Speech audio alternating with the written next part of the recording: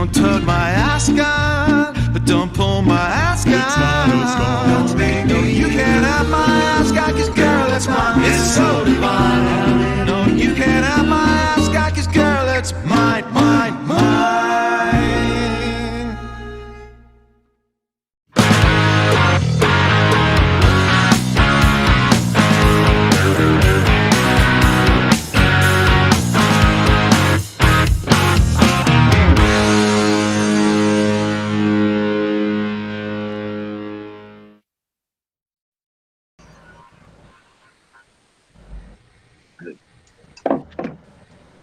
All right, what is up? Happy Friday again, everybody. Coming in at you a little bit late this time. Hopefully we didn't throw anybody off. We didn't make an announcement, but here we are. Welcome to Kiss Meets Podcast 4K, the second coming. Or not the second coming, the Crazy Kiss Countdown. You wanted the best. I'm one of your hosts, Eli Clausen, and do not mind the mess behind me. I'm rearranging the room a little bit. And I'm Luke Neely. I'm Savannah Royster. Savannah's I'm with us, Anthony X. and Ladies first. Look at me being Anthony rude. X. That's why I went first. Anthony X back with us. Again, in case you missed it last time, he is the author of a fantastic book called Kiss My Black Ass. Definitely go pick that up and give it a read if you haven't. So how's it been, man? It's been a few weeks since we've seen you. It's been good. I mean, if I'm not with you guys, I'm still listening to the show. So, like I said, like I told you, I'd be with you guys every week if I could, but life calls is all I can say. Oh, understandable, man. But like we always say, that door's always open. Absolutely. You know, Appreciate that. whenever anyone's ready. So, all right. So this week's episode, Revenge. This is gonna be a pretty good episode, I think. Definitely one of my favorite albums, of course, and I know obviously one of Savannah's as well. She wanted to make a point to be on here with us for this. So everyone, Yes. welcome Savannah back. All right. Well, let's just get on into it, man. Let's get our polls going and all the usual stuff, and we'll just get right into this. Absolutely. So let's jump into some comments here real quick. We got comments on the last episode for Hot in the Shade here. Quite a few, and quite a few really long ones too. So, so forgive me when I inevitably lose the ability to speak.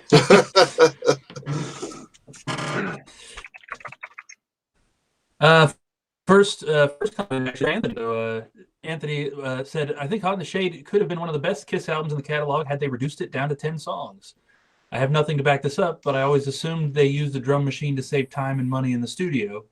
Program the beats first, then take them to the studio and transfer them into the mixing board. Saves more time than having Eric repeatedly play his parts over again to get it right. I love this album, and it's also the last Kiss album I was passionate about. Everything after, I could take it or leave it. I always forget to mention this fun fact. Tony Powers, who wrote Odyssey, also played Jimmy 2 times in Goodfellas. Looking forward to tonight's recording. Yeah. Cool. Didn't know Yes. That's pretty funny. Got a comment from Ronnie Parker. Ronnie says, for myself, I do not like Hot in the Shade. Eric Carr's Eyes of Love also should have been on Hot in the Shade rather than Love Me to Hate You.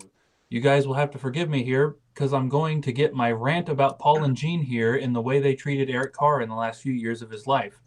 I very much think that it was a slap in the face to Eric by using a drum machine and using who really knows for sure how many drummers on Hot in the Shade. I also want to say in 1991, us as fans didn't really know that anything was wrong in the Kiss camp. I didn't know until Eric died, so I was totally caught off guard. But as the years have gone by, we have learned what was going on with Eric and how he was treated by Gene and Paul. I remember late last year, Eric's former girlfriend did an interview and said, Gene and Paul sent people to the hospital for Eric to sign resignation papers. Dealing with his cancer was enough. Gene said at a convention that Eric begged to be in the God Gave Rock and Roll to You video, which was a song on a movie soundtrack. Or he says, was a song on a movie soundtrack that important to do when your drummer is fighting for his life? The Kiss machine, in my opinion, did not have to roll at this time. It's obvious what was more important to Gene and Paul. I know that it was terminal cancer. but Paul and Gene should have taken off 1991, and what happens it did by Eric passing away. Finding out after the fact that it was cancer. I'm glad he passed and was in no more pain, but Eric should have never been put in a position where he thought he was going to lose his throne. Sorry, guys, had to get that out. I just can't forgive Gene and Paul for what they did to Eric. He didn't deserve that. Keep rocking, Space Ace Ron. No, by all means, man, get on the soapbox, because we definitely gave our opinions last week too. You know, it is a shitty situation, and it just doesn't sit well with me these days. The more I think about it, I'll say this, because when I wrote the book, I thought about, should I touch on this subject on the book, or you mentioned up the funeral and him being in the hospital, and I decided no, not to, because these are grown adult men. I was not there. I don't know the conversations. Side A is always going to say side B is wrong, and vice versa. I just don't know. I can't say Gene and Paul were wrong. I can't say. I just don't know. We weren't there, so we don't know what emotions were happening, what was going on. Maybe Gene and Paul thought Eric wasn't even going to pass, or I just don't know. So I don't know. I just cannot comment on that at all.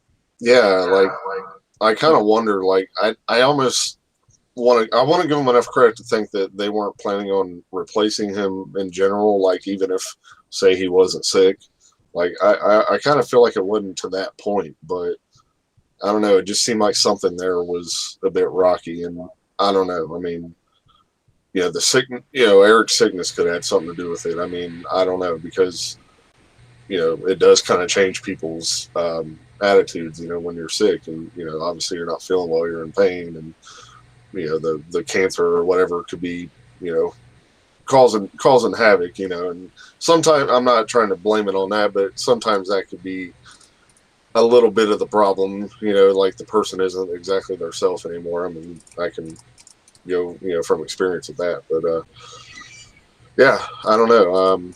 We did find out, I forget who it was, somebody gave us a heads up last week that, Eric's ex-girlfriend, Carrie, did put out a book pretty recently. So, thinking about possibly picking that up and, just seeing. Let me add to that. So, and then I'll get off the subject, but, because you mentioned this earlier about the book and Hot in the Shade. She said when she wrote the book, and I believe this is what she said in the interview, she said she was only going to touch maybe a couple chapters with Eric. But she said the more she wrote, the more Eric Carr stuff just kept coming out. And now the majority of the book is about Eric Carr, according to her. See, that's what I was wondering. I was wondering just how much she'd talk about. And then, like we were saying, I wish Eric could have done a book, but I feel like this will be one of the closest things we could get to knowing what was really going on, if she does go that far to kind of give some of the dirt, per se, Right. Or if she tries to keep it a little, light to be in the good graces, I don't know, but I'm kind of thinking about, trying to give it a read at some point. Very curious for sure. And that is an absolutely amazing point, Anthony, about, we can all speculate and we can listen to whatever side we want, but we'll never know. We'll never know what really happened. Right. So let's see. We got another comment from Todd Mitchell. Todd says, always liked this album far better than the overproduced Crazy Nights. 7 out of 10. Yes, drum machines shouldn't have been used on a couple songs, and Kevin Valentine shouldn't have played on another two. A step back in the right direction. Listening to people complain about album length always cracks me up. Just listen to the songs you like. Little Caesar is a crap song that should have never been put on this album. Eric Carr's Eyes of Love should have been added instead. It probably would have been a hit, hence the reason it was most likely kept off by the powers that be. I gotta respectfully disagree. I love Little Caesar. Yeah, I'd love to have another song by him on there, but keep Little Caesar on there. Yeah. And just for the record, and I'm not saying you were saying that about us about album length, but trust me, we are the last people to complain about an album length. Jeez, yeah. No reason for us to complain about that at all. Yeah, that's a good point. I feel like a dog that just got my nose rubbed in poo. That's that's a good point. So we've got a battery of comments from Robbie Stars. The first of which is his list for Revenge. So we've got that in here. That is counted into today's rankings. And he says Revenge, nice. His top 3 for this were God Gave Rock and Roll to You Too, Tough Love, and Unholy. He says, I'll have to rate this a 9. Definitely one of the best Kiss albums and possibly the best musically, up there with Creatures in Asylum. Robbie also says, I like some of Hot in the Shade, but I agree with Eli. It's one of my least favorite albums just because of everything Eli said, and I never listened to this CD, even though the first 3 tracks are great. But it just drags on until Love Me to Hate You, in my opinion. I actually listened to the Elder and Peter 78 solo album more than this one. I'm switching my rating to a 6. I feel I rated this a bit too high. The drums give me a migraine. He also... I made him hate the album. Way to go, man. Robbie also says, I just heard Hide Your Heart on Hair Nation on Sirius XM, and it sounded killer. Seriously, one of the best radio hits by the band, in my opinion, and it's definitely a remastered version of the song because it sounds much better than what's on my CD. And then... Sorry, I wonder if they remastered it for one of those compilations that have recently come out. I'm sure it's on like 40 or Kiss World, one of those. Yeah, surely. And even if not, I know pretty much all recent radio stuff is if it's not at a certain volume, they'll bring it up to a certain volume. Yeah. So it could be that too. Yeah, major compression on radio. Yeah. One of the most interesting things here is Robbie's last comment. This is something I had never ever heard before, and I'm not saying he's wrong. My heart says this can't be right, but maybe he knows something we don't, and that has happened quite often before. Robbie says, my true confession, there is another drummer on some of the songs other than Eric Carr and Kevin Valentine. Eric Singer, uncredited, is actually on a few of the songs, most of the Paul songs, not Eric Carr. Remember, most of these songs are drum demos, and Singer played on most of the Paul songs except Love Me to Hate You. I just recently found this out, plus there's a remastered Japanese version of Hot in the Shade that sounds way better than what we all have. It's louder in production, and the drums sound better. I don't believe it, because nothing on there to me sounds like Eric Singer's drumming. Now, listen to Revenge versus that, you could tell a big difference in the drumming style. Right. Now, right. That would honestly blow my mind. I mean, like, blow straight out the side of my face. And I do agree that Eric Singer probably played on some of the demos, but I don't think he played on the versions that ended up on the actual album. Because to me, it just does not one bit sound like Eric Singer's drumming. Right. Yeah, it's crazy some of that. That's another thing that I desperately wish we were there for some of the, how much, like personally, I'm curious in the same vein of that, how much did Gene really play on Kiss albums past Love Gun? How much of that is actually him? And how much of the time did they just be like, yeah, sure, it's him? I don't know. It's very strange. I'd like to know stuff like that for sure and not just what somebody says. I just typed in Eric Singer, Hot in the Shade on Google, and just real quick to see if anything would come up, and nothing's coming up on that. Yeah. I'm not saying he's wrong. Could be right. What do I know? Yeah, but yeah. Nothing's really popping up on that. I mean, I totally don't disagree that he played on demos for it, but yeah, as far as what's on the album, I don't see it. But, and the stuff that's on the album may be the exact same stuff that was on the demo, except Eric Carr just put different drums over top of it, is what I believe. Hard to say though. Right. Hey right. Chuck, what's up, man? I'm glad you felt like popping in for a little bit. Good to see you. Hope you're doing all right, man. Yes, absolutely. Carolina Scott, what's up, brother? So we do have a few more comments here, two of which are porn site links. So if anybody's interested in porn, we do have a couple of comments on last week's video. You can jump straight into that. We got more again. Yeah, I know. Still no free trial though. I know. Richie Slon's back. What's up, man? We could take a sponsorship. I'm I'm gonna laugh if one of those porn sites end up a link to Gene's sex tape. Oh, no. There probably is. To be fair, I've never clicked on one. Maybe somebody has. That's what it is. They're like, you need to watch this. Oh Yeah. God. It'll be this virus where you can't turn it off and you'll just hear "I want to know what love is" over and over. Oh no. Endless loop. Oh Lord. So a couple more comments here. We have one from Richie who just popped into the slat. The slat. Wow, the Slat. chat. By the I told you I way, was- I don't mean to cut you off, but speaking of the Gene sex tape, do you know that someone that interviewed him asked him about that? oh no. It's in this magazine, the Classic Rock magazine. Oh no. Go ahead, I'll find it. Yeah, if Gene answered that question in length, I'd be surprised. Usually he's quick to shut that stuff down and No pun dive intended in there about about Lynn. family and all that stuff and respect Shannon and all that kind of nonsense. Let's see. That was disturbing, by the way. I wish my brother never showed that to me. Your brother showed you. Yeah, some things just Luke, we've lost.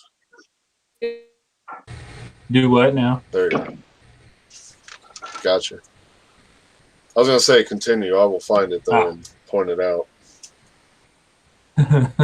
Porn instructional videos. Yeah. That's good. So Richie has a comment here on the last episode, very similar to what was going on in the chat when we were live. Richie says, I give this album a 1.5, the worst album in history. I can't rank my top 3 because I can't find 3 good songs on the album, so I will rate Betrayed number 1, and the rest don't deserve a rating. I would rather listen to Lulu by Metallica. Shots Oh, no. fired. Dear God. Oh. And then the last comment we've got here is from Rain in Adamstown. Thomas says, wow, what a long list of negative things you say about the album, and every one is true. Think about it. Kiss is a professional rock group and did all these stupid things on Hot in the Shade. A serious ranking would be 0, but we are Kiss fans, so I give the album a 5 this time. That is because the songwriting is really good for the most part. Betrayed is the best song, and I love the groove of Cadillac Dreams, but You Love Me to Hate You must be a joke. Paul sounds like a screaming mouse on the deathbed in the high parts of the song. A real producer would have kicked him out of the studio. On the other side of the aisle, he showed us what a great singer he was in Forever. I really think they didn't have any interest in their own band at that time, and I think they didn't like Eric Carr because he was still very passionate about the music. That made them feel bad, and they knew he was right. Slammer.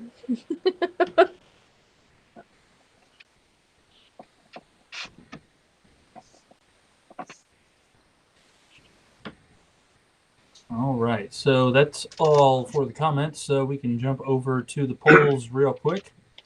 All right, before you do that, I found it. Oh, good. It says, Gene, you were caught in the act in the so-called sex tapes video. For someone who slept with so many women, you didn't seem to be the Casanova we've been led to believe. And then he just says, okay, all right then, what's the question? And then they said, probably, why didn't we see the Casanova-style Gene that we expected? Jesus. Yeah.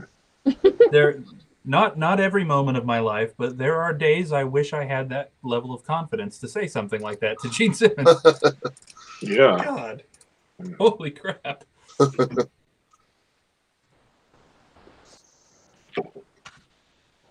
Oh man! All right, so in case anybody in the chat or watching this video later does not know, we are conducting a huge Kiss song tournament over on Facebook. If you jump over to Facebook and search Kiss Meets the Podcast, please give our page a like. We would really appreciate that. Also, we are running this tournament in our private group only because Facebook deactivated polls for some reason a couple of years ago or last year at some point. So if you search Kiss Meets the Podcast group, You do have to request access to join. We approve everybody, so don't worry about it. Jump in there. We want as many votes on these as possible. Plus, there's some general KISS discussion in there quite often as well, so we'd love to hear everybody's takes on what we got going on. What we are doing right now is a massive KISS song tournament that encompasses all of the official KISS live releases. So this is live versions only. And several songs are in the running more than once, of course, because they've been released several times on different albums. So we covered the first round of matches last week. This week, I've got some results for you for what was posted. The 6 matches posted last time. The first one is Ladies Room from Alive 2 versus Black Diamond from the Millennium Concert. And this one, Ladies Room, takes it with 75%. Good. Yes. The second match was Psycho Circus from Kiss Rocks Vegas versus Shout It Out Loud from Alive 4. This one was much closer. Shout It Out Loud takes it with 52%, just by 1 vote. Next one, God of Thunder from the Millennium Concert versus Shout It Out Loud from Alive 2. This one was not close at all, with Shout It Out Loud taking it with 92% of the vote. Wow. Yes. Okay, can you guys hear me? Yes. Because Yeah. I can't hear anybody. Hmm. Like literally nobody. I can't hear no one. Not Luke, not Eli, not Now what happened nobody. to me? I would just log out. Oh, you can't hear All me, right, so I I'm guess. gonna try to like go back out and come back in. Weird. We also had Parasite from Kiss Rocks Vegas versus Love Gun from Alive 2. As I would say, somewhat expected, Love Gun ends up taking this 85% of that vote. We had I Just Wanna from Alive 3 versus Deuce from Kiss Rocks Vegas. Again, really close. I Just Wanna took this with 57%. There we go. I think I can hear you guys now. Good. Cool. The signal is not good on the stop right now. So. And then finally from last week, we had Shout It Out Loud from Kiss Rocks Vegas versus Rock and Roll All Night from Alive. So I think you guys could probably expect here, Rock and Roll All Night absolutely stomped, taking it with 94% of the vote. Oh. Yes.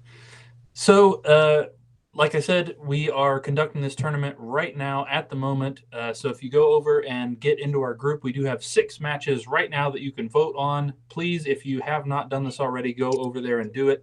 We want as many votes as possible on this.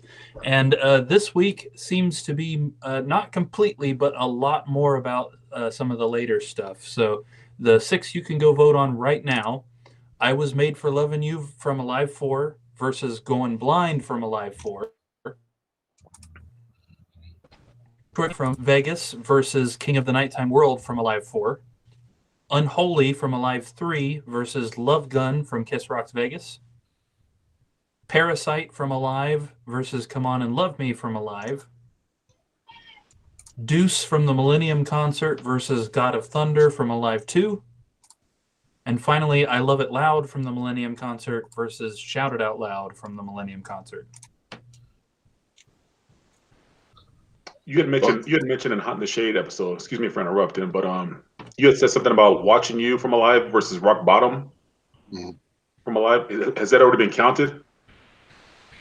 Yes. Let's see. Watching You took that with 68%. Okay. That was tough for me, so I'm just curious how that turned out. Absolutely. Yeah, a lot of these are they're gonna get real interesting real quick, especially as we get into the later rounds. And I expect that most of Alive 4, Millennium, and Vegas will end up knocked out.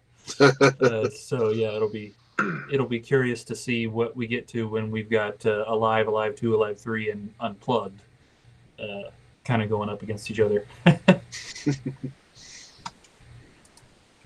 And just personally for me, if Rock and Roll All Night from Alive doesn't win this whole thing, I'll be curious to see what takes it out.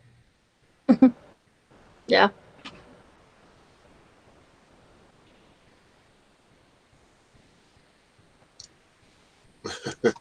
we already know the answer to that. It'll be Great Expectations from Alive 4. right, yeah. What?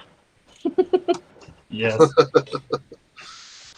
Oh man, I might be upset if I Love It Loud, Lick It Up, or Heaven's on Fire from the Millennium Concert make it past round one. If any of those three make it past round one, I will be upset. What if they go against each other? Yeah, Then one yeah. of them will have to make it. Yeah, well, yeah. So I guess that this is as good a time as any to remind the viewers as well that if any of these matchups seem ridiculous or not very well thought out to you, it's because they weren't thought out. They were randomized.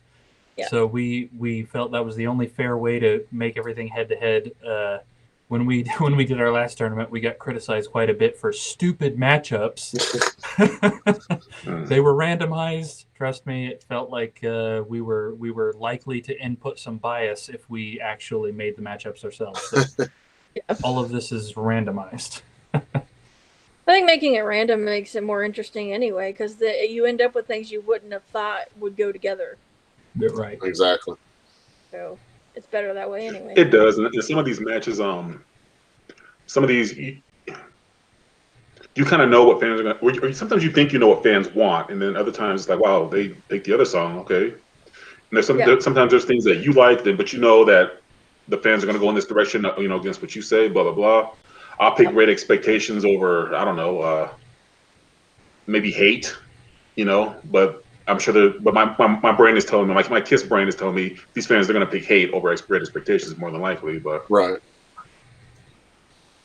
Absolutely, yeah. And that's kind of what we were discussing with the winner of the last tournament, which for the viewers, by the way, it was a strictly studio version tournament, and Creatures of the Night won the whole thing. Out of every single Kiss song, Creatures of the Night won, and we were discussing, I personally picked Creatures of the Night. The final match was Love Gun and Creatures of the Night, whereas I personally like Creatures better. I think I would argue on the flip side that Love Gun would have been the better choice to win the whole tournament of those two.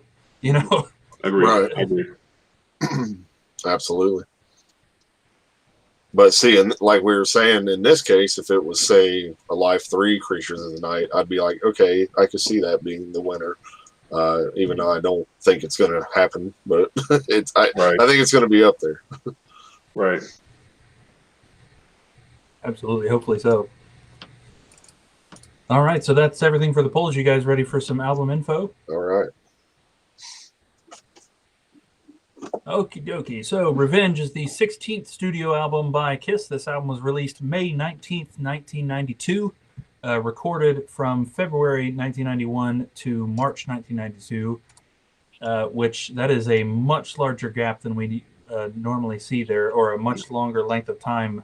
And I assume that February 1991 is when they began recording God Gave Rock and Roll to You, which would explain why that's more than a year, which Kiss does not normally take more than a year on a record.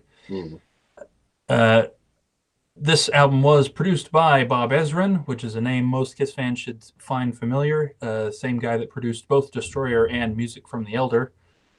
This does have a very interesting Wikipedia page. There is a lot of really good information. If any of you are even slightly unfamiliar with what was going on with the band at this time, the Wikipedia page is really, really detailed. Talking about how Kiss was approached to do a song for Bill and Ted's Bogus Journey, which is how they ended up rewriting God Gave Rock and Roll to You. So it's kind of a cover, but not really. The lyrics and music have been slightly rewritten. So it's not, that's why it's God Gave Rock and Roll to You 2. Not quite a cover, but almost. And they approached Bob Ezrin for that, thinking they would test the waters because of how The Elder went. And it went so well that they decided to go ahead and do a full album with him. Of course, this is the first Kiss album to feature Eric Singer on the drums, as Eric Carr passed away shortly after God Gave Rock and Roll to You was recorded. We got a lot of really interesting bits in this. Several songs co-written by former Kiss member Vinnie Vincent, who came out of the woodwork, apologized for being a dick, basically co-wrote some songs with both Gene and Paul, then immediately reneged on a signed contract and wanted to renegotiate. He sued them and lost. and was out of the picture yet again. Lots of co-wrotes almost happened for this. Paul co-wrote a song with Dave Sabo from Skid Row, which didn't end up on this. There was talk of them doing something with Nikki Sixx, didn't end up on this. Paul worked with Janie Lane from Warrant, and that didn't end up on this. Gene Simmons wrote some songs with Bob Dylan around this time that didn't end up on this. What Very did end weird. up on this? Only the good ones. All right. And regarding God Gave Rock and Roll to You, I'm pretty positive, if I remember now, the version that's on the soundtrack for Bill and Ted is a different mix than what's on Revenge. Right. And also that version has a like 2 or 3 minute solo from Steve Vai at the beginning rather than Kiss's intro, which in my personal opinion is stupid and doesn't sound very good. That's just my personal opinion on that.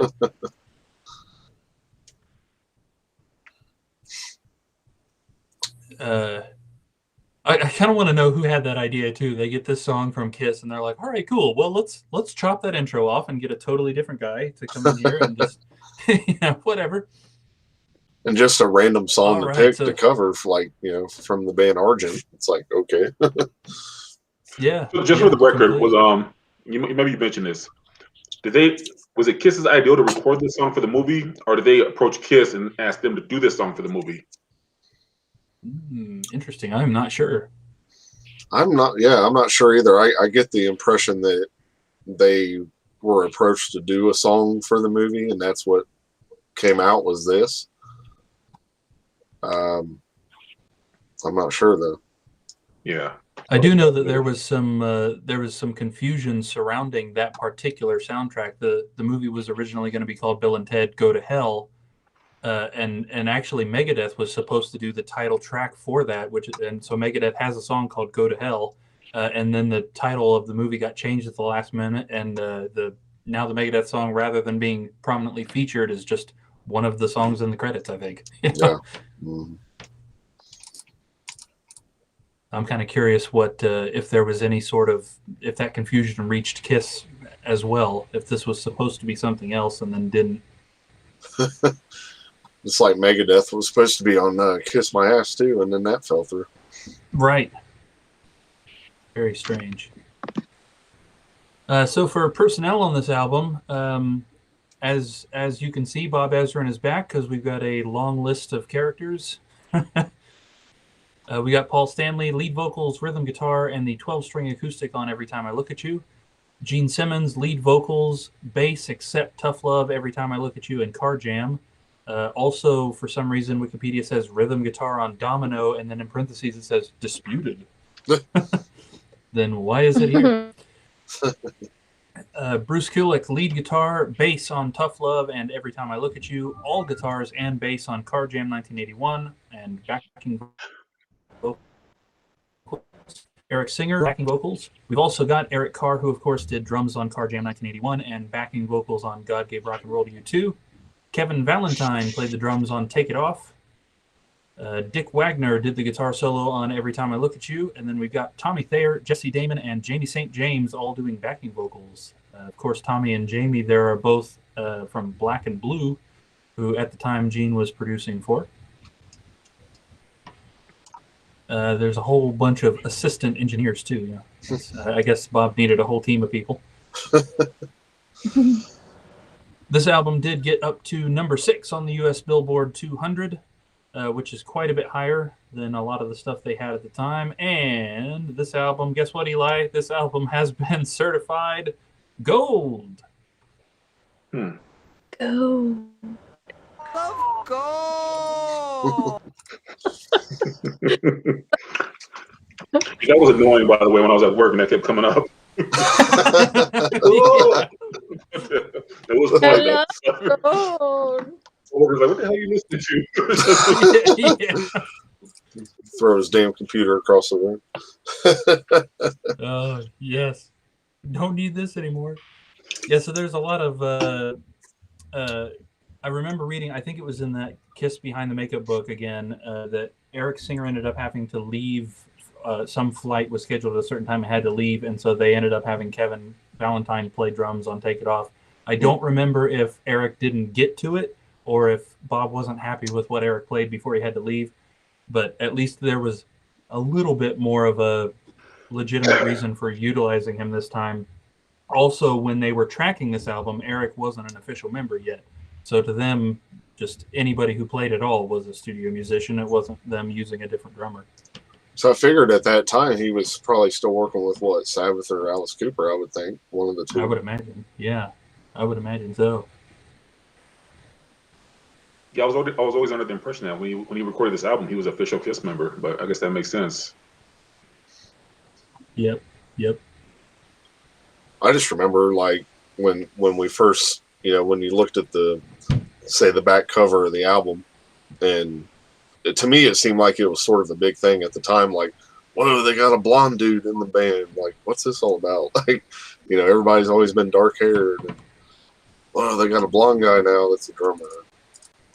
I don't know why, but that always felt like such a big deal at the time. And straight Right. hair too, not that big curly, Yeah. crazy wild style that all the rest of them had. And then here we are today, and he has dark hair. Right. Yeah. Yeah, that was actually pretty cool. The first time I saw that Eric Singer for the first time, and he was blonde, and you just can't help but look at him because he stood out from the rest, And I didn't know he played with those other bands at the time. I was, I don't know, 10, 11 years old when this album came out. I didn't know, that kind of. That was the first time I heard of that guy. So they could have fed me the line that they did about Eric Carr and said, "Oh, this is the first band he's ever been in," and I would have believed it. So. Right. All right, so starting into the album here. Opening track, of course, is Unheisen, or Unholy. Number 3. Always enjoy this track. One of my favorite Gene songs. That opening riff is just, it never gets old. It catches me every time. I especially love the version on Live 3, the way Bruce's guitar tone sounds on there when he's doing the intro, and that little extra thing they add there, and then that slide and all that. But anyway, yeah, cool way to kick off the album, and kicking off the album with a Gene song, For the Love of God. And Gene was definitely kind of back to that original form that we had kind of been lacking there for a few albums, and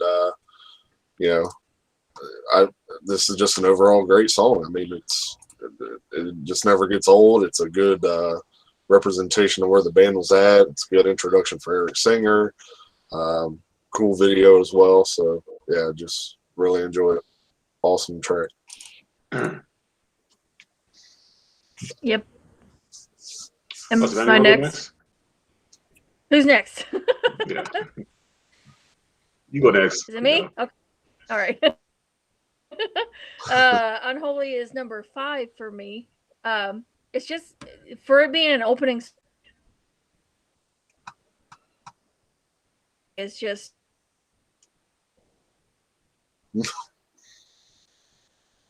the drums are just insane. Like, they are hard hitting.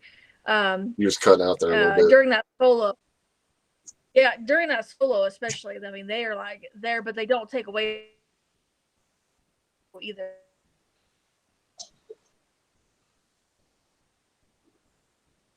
Of course, Gene's vocal screech at the very end of it, like that real high. I mean, it just makes for it being a perfect opening for this album. Yeah, this song, to me, I've always thought this song was Kiss's answer to Enter Sandman. And I've always said if it wasn't for Enter Sandman, Unholy would have never been made.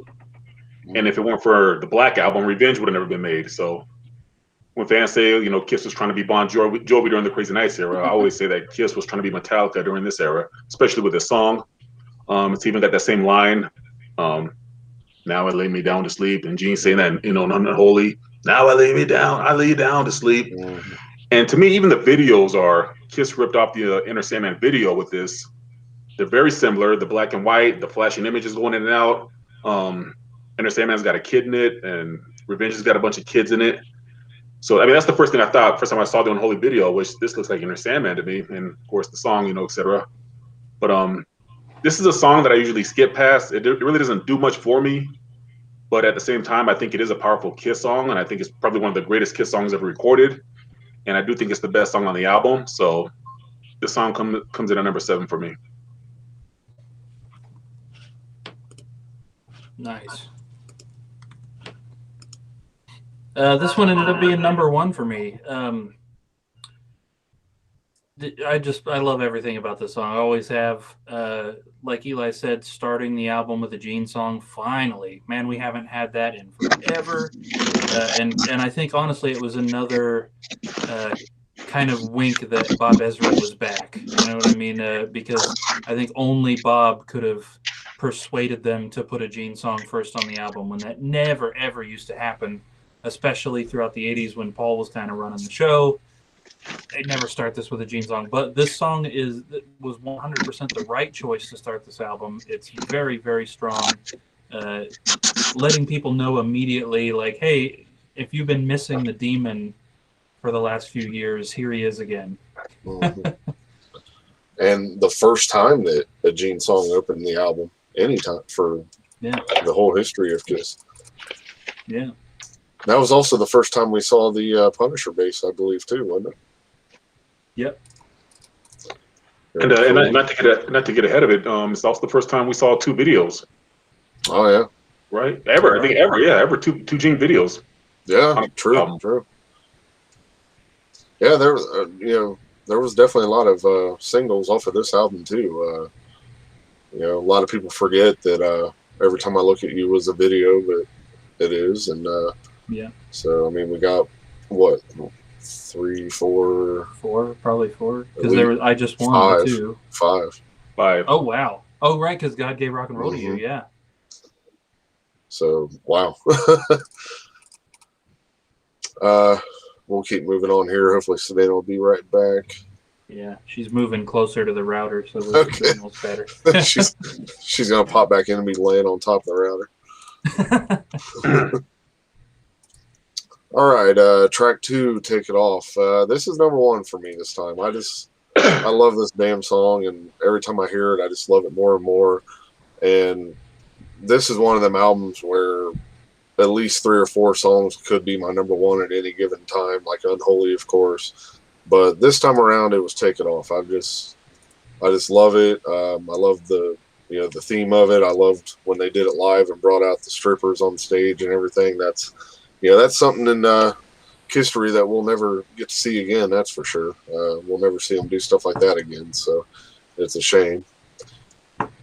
Here comes Savannah. But yo, can you hear us? Can you hear us?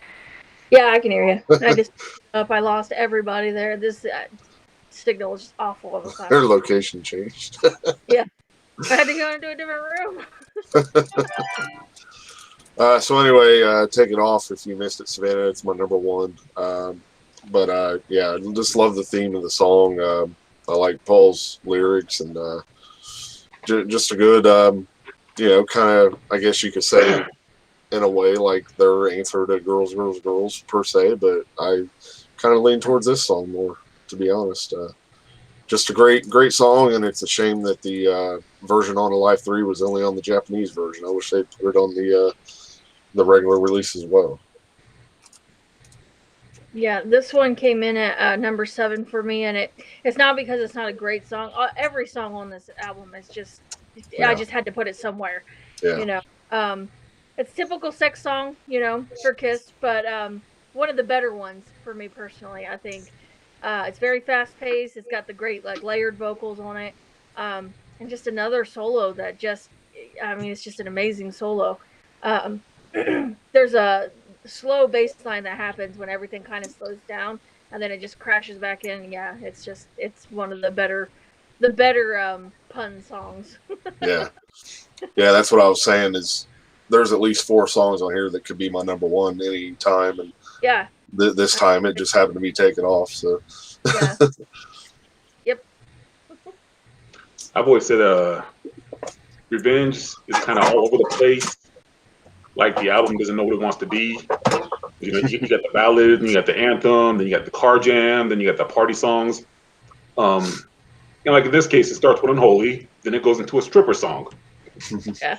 So to me, this has always been Kiss's late answer to Girls, Girls, Girls. And I think the same argument that I have with Creatures, where it starts with Creatures, then it goes into Saint and Sinner, the slow la-di-da, Saint and Sinner kind of slows the party down. I think the same thing with this one. I think it should have went into the direction of, after Unholy starts off strong, I think it should have went with Thou Shall Not or maybe Tough Love or something. Mm-hmm. But I think the song is fun. I think the guitar, my favorite part of this song is the drums. The guitar, I mean, the mix, everything on the song is just great. But at the same time, I think the song is unnecessarily drawn out. It's a little bit too long, and they could have just shortened it up a little bit. I would argue it could be a throwaway on the album, because to me, it just doesn't fit in the direction they were trying to go into. But having said that, it's one of my go-to songs off the album and one of my favorites off the album. So this comes in at number 4 for me. Nice. I just lost my mouse. Hold on. My niece. Yes. Happens every time I change the batteries. If there's a brand new battery in this mouse, it doesn't work. Figure that one out. Yeah, this also came in at number 4 for me as well. This is another song I've always really enjoyed. Kiss kind of doing what they tended to do throughout the 80s lyrically, but I think a little bit better, a little less hokey. Arguably one of the goofier songs lyric-wise, but somehow it all just kind of fits together and works.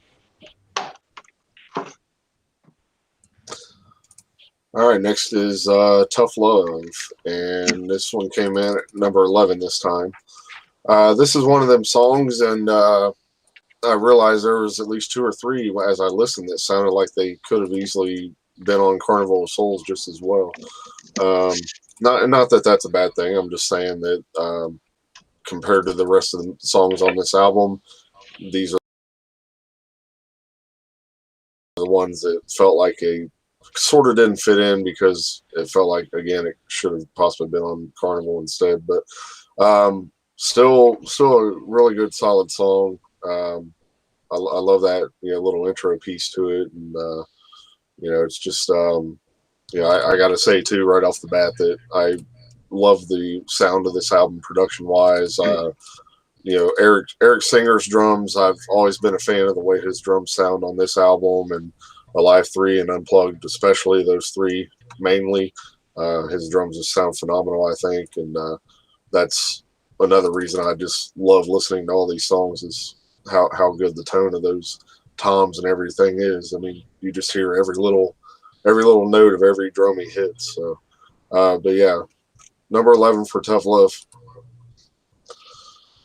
Tough Love is number 6 for me. I've always loved the riffs in this song. The beginning riff is one of my favorites on the whole album. And I really enjoy the deliverance of the lyrics into the into the chorus. They're kind of staggered, but it's very tasteful the way that they did it. It didn't sound out of place or weird or like it shouldn't be like that. And it's hard to get that, if you're trying to deliver it a certain way. I mean, you have to nail it, otherwise it's not going to come off right. And I think they did that in this song for sure. I'm sorry. Richie Swan, dude, you cracked me up. Did you see that? Hey, Eric, our Eric is in a hospital dying. Want to join the band? God. Yeah, I saw that. I thought that was kind of, messed up, but. Oh, God, I'm sorry, man. Oh. Go ahead. All right. To write off what Savannah said, the guitar, the rhythm guitar, the riff, that's the reason why I love this song so much. I just love that intro. I just love that. So I love Eric's drums, the way they sound. I love that little shuffling beat he's doing, shuffling beat. And I especially love that guitar in the chorus. Love. I just love that chorus. So This comes in at number 1 for me. It's my favorite song on the whole album. I just love this song. I can't stress that enough. Yep. That is very different for Kiss. That chorus there that you were talking about. That's very different. Yeah. Yeah, they didn't tend to do like gang yelling vocals, but Yeah. it did work out really well here. Yeah, this one came in at number 6 for me. This is one of the songs that I gravitated towards the first time I ever heard this album. The riff in the chorus, actually the lighter one, the na na na na na na na, and then what the bass is doing, the da da da da da da da. So catchy. It's so weird and so out of place for a heavy song, but it slots right in there, just perfect. Mark Stewart, what's up? He says, with the exception of Unholy, he only likes the music on the album, not the lyrics. The lyrics to Thou Shalt Not are the worst. It's Gene trying to win the teens with Rebellion. So we go into another Gene song here with Spit, number 9 for me. This is such a cool song. I think it's a fun Gene song. It's another one that I feel like gets a little... it's a little underrated for the Gene stuff. It's got a fun kind of groove to it, and I like when it kind of picks up, and it's almost like it almost feels like a different song in a way when it just picks up and then goes into the Paul section, and and then Gene, I know what, and then drops back down. It's very cool. Every time I hear this song, every time I look at this song, every time I hear the song, I just like it more and more. Very cool Gene song, underrated. Spit is number 11 for me. I love how this song is just literally all over the place. This is a hybrid kind of song. It's got a little bit of everything in it. There's not any like one way that this song was trying to go. It went came to a crossroads and it split off in about 10 different directions. And it is definitely a Gene song through and through, 100%.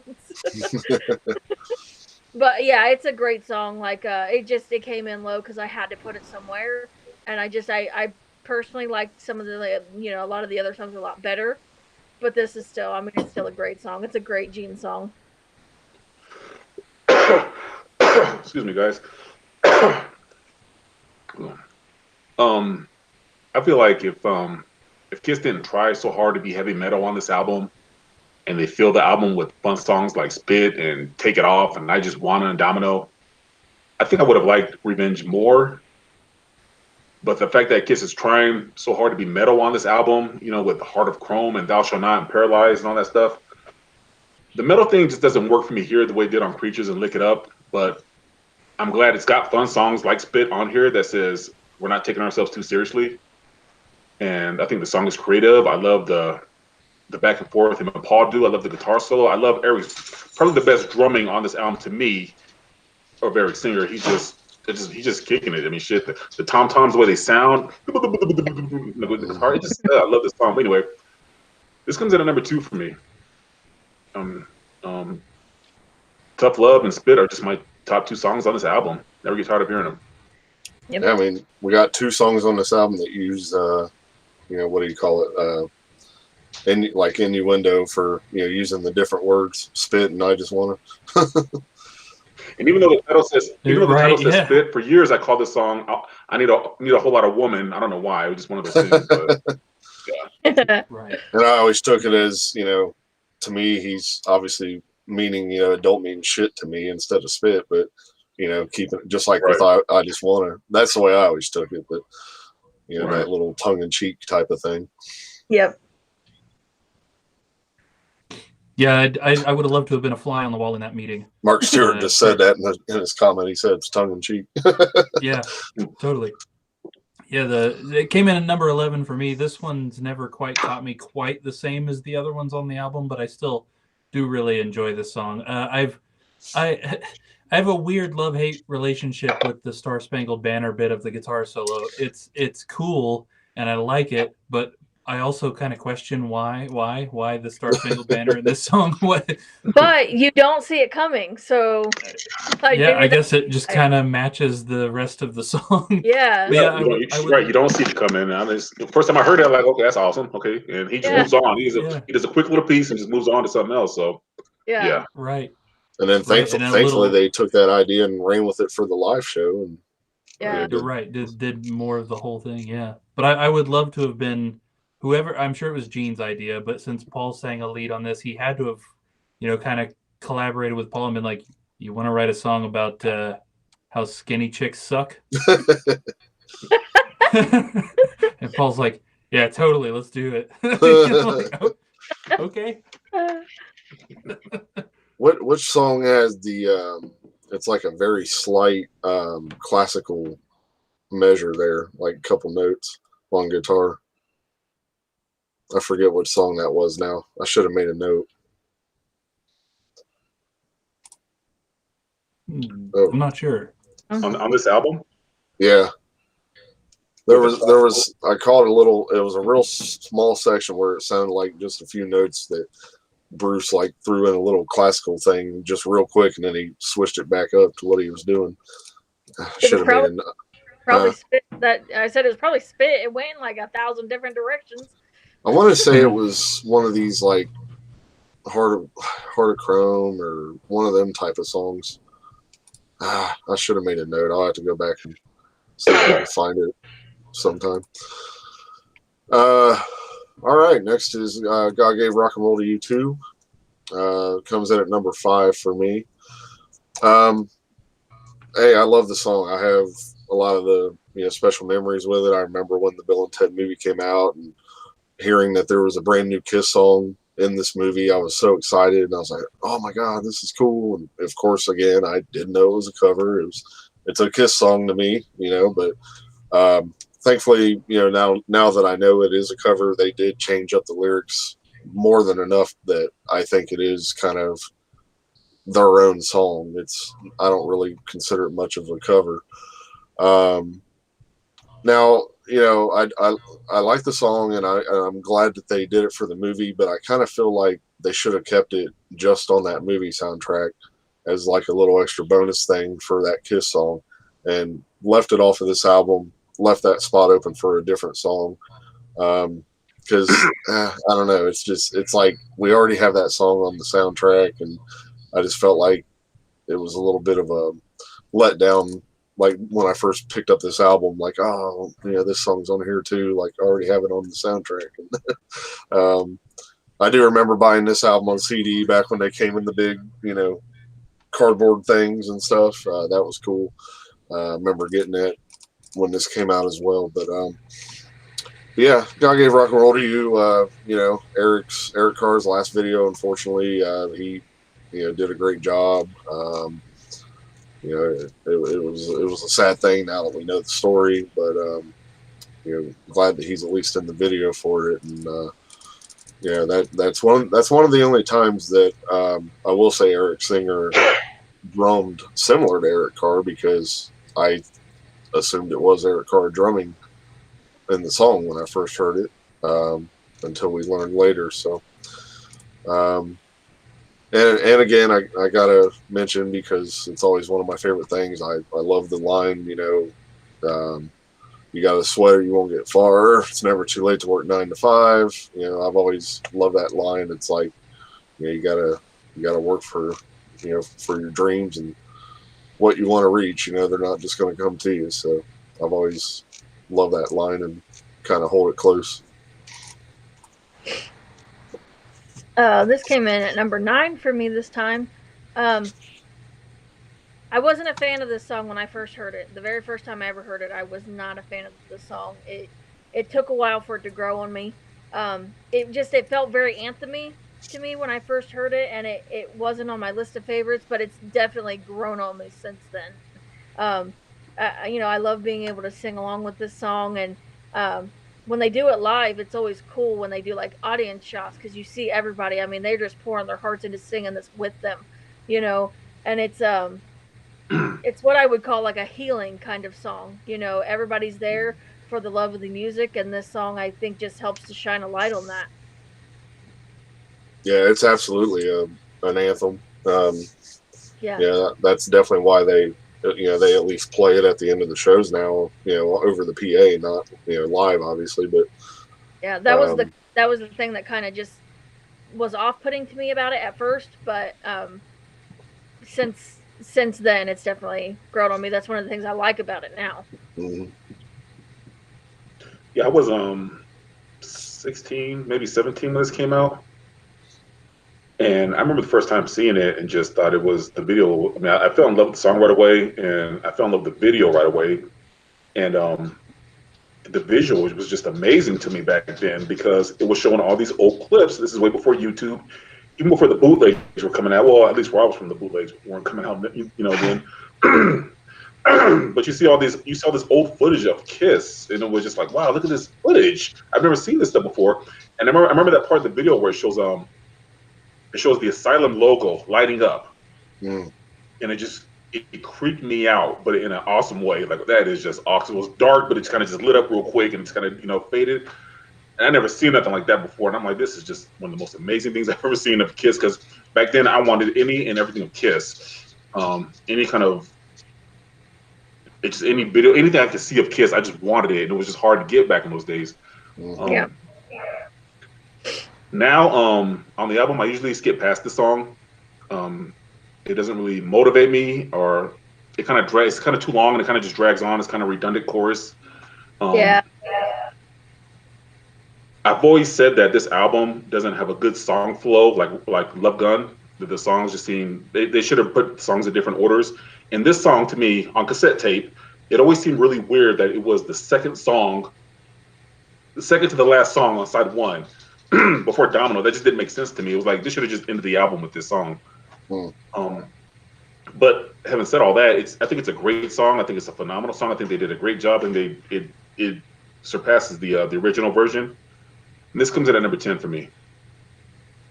Yeah, it might have made more sense if they put it next to last and then put Car Jam right after this.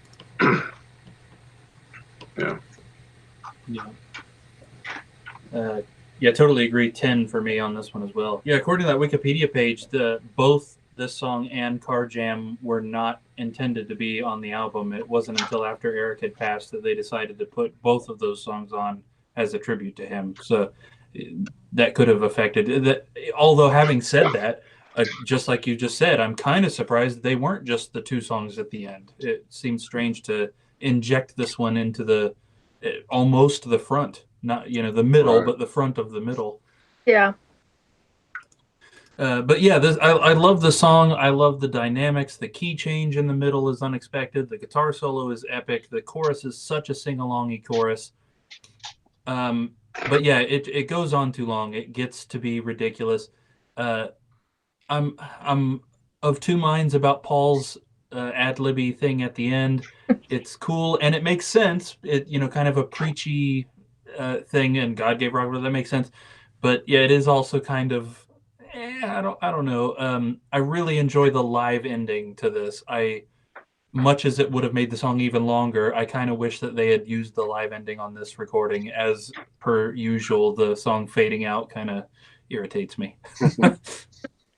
Yeah, the spiel that he's doing towards the end always kind of reminds me of like Crazy Nights. Like it's sort of that same vein.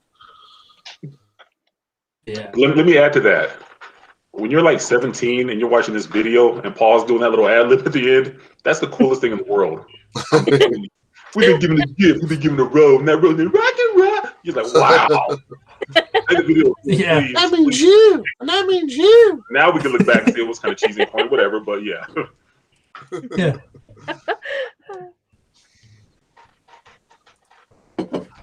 All right, next is Domino, number 2.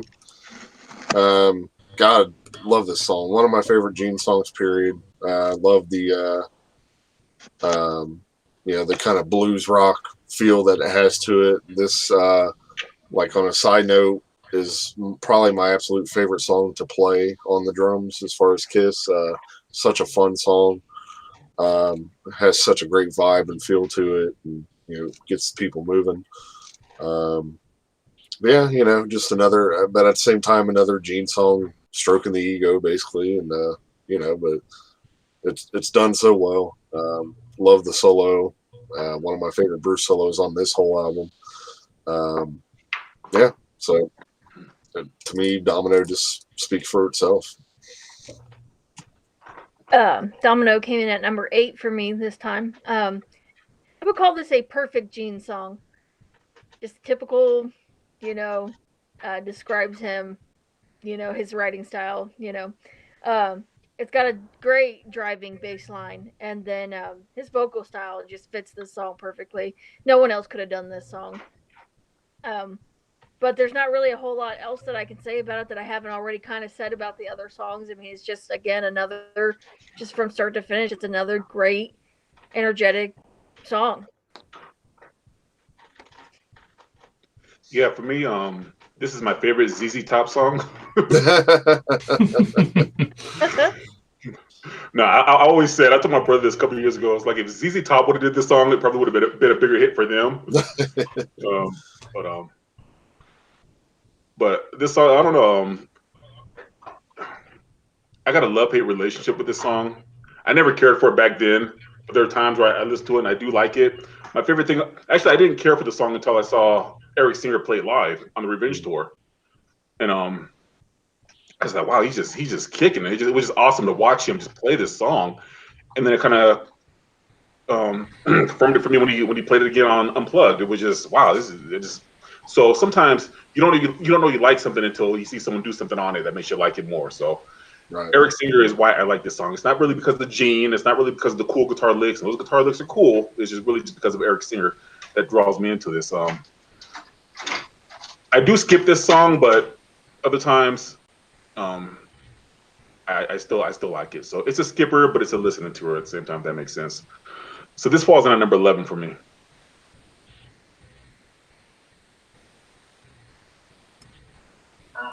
I went with number 3 for this one, and yeah, Eli, I couldn't agree more as far as playing this one. This was when I was in Sweet Pain. This was the song I eagerly awaited every time we played. One of the most fun guitar solos out there. The song is fun. It always goes over well live, both because it has that energetic, bouncy feel, but also anybody who's paying attention to the lyrics, you just it's just a fun song from start to finish. Yeah, like you were saying, Anthony, about the Alive 3 version. That's another reason I like it a little, just that much more too. Is again the way Eric's drums sound on that, because his damn his chinas that he's hitting are so freaking crisp, and when he's nailing those, and I love it.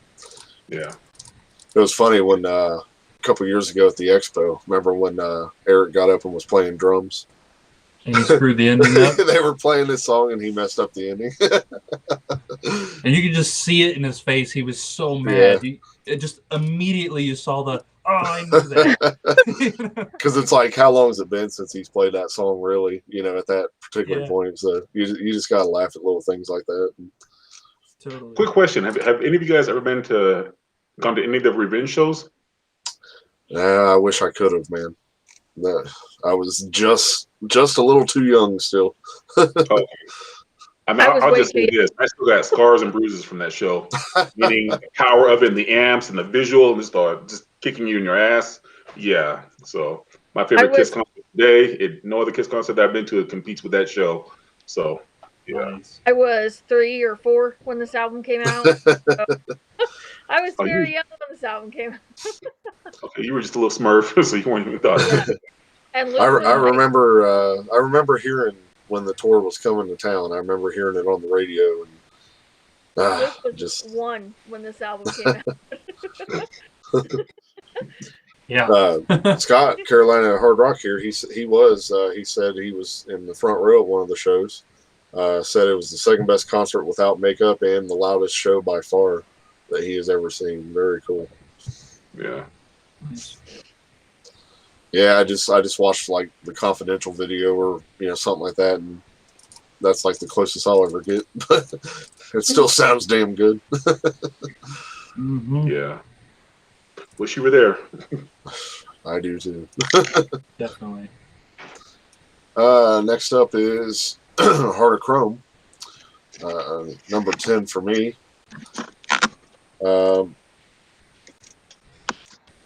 Well, real quick, Mark Stewart chiming in on Domino. He says he takes it back. He does like the music and lyrics to this song. Very cool riff. I agree. Heart of Chrome, number 10 for me. This is a great Paul song. That chorus is catchy as hell. And, he starts, hitting some of them higher notes again on this song especially. And, but, again, this is another song that I, could have just as easily went on Carnival of Souls, I feel. I almost want to, play Carnival of Souls and then insert these couple songs somewhere in there to see how they do fit. But yeah, this is really a cool song, and it's one of Paul's songs that you just don't really hear get talked about too much either. Yep. This is number 4 for me. I've always loved this song. And I like that, by the 7th song on this album, the energy is still just as, powerful as it was on the very first, note of the album being played, that very first. Mm-hmm. It hasn't wavered at all. The pace of this song is just a little bit slower than, some of the rest of it, but it's just as heavy. It's just as hard hitting. The drums are really driving, the riffs are really solid in this song. And the vocals are just spot on in this song. The song always, the title of this song always kind of reminded me of like what the album looks like, how it's kind of got that chrome look to it. I always put that together. Very cool. Yeah. Every single time I hear it, I think of the cover of this album. Yep. I think this song is the I use this word a lot. I know I do, but I think this is the cheesiest song on the album. It's just so cheesy to me.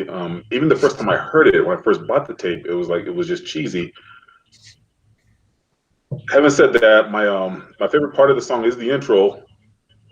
I think the intro is great. It takes off where it picks up where Tough Love left off. Because to me, they've always been really similar. Mm-hmm. I think kind of to add to what Savannah said about the chrome part, that's what made it cheesy. A lot of it was the title. It was because now we're trying to make a heavy metal album, we got to use chrome or put chrome in the title because chrome was supposed to represent heavy metal, I guess. And that's just the way I always put it together in my teenage mind. But to me, this title was always it was like cheesy, like King of Hearts. I always put those two together for some reason. Heart of Chrome, King of Hearts, just cheesy titles to me. I think this is Paul's weakest song on the album. I think he could have did better. I think this is Eric's. I think Eric's. The best part of the song is Eric's drumming. That's what really pulls me in. I love the tone of the drums. I love the way he's playing the drums. But having said that, I love to sing along with the song. I love to listen to it. It feels really good, especially when you play it loud in the car. So just because I say something's cheesy don't mean I think it's bad or I don't like it. I could love it to death and still say it's cheesy, but that's what we have here. I love it to death, but it's cheesy to me. This comes in at number 5. They got a lot of songs that are like that. So good point. Yeah, definitely. Yeah, there's a lot of cheesy stuff in the Kiss history there. And I'll eat it every time. Yep. Slice. Yeah. Well, our show is partly named after one of those things. Very true.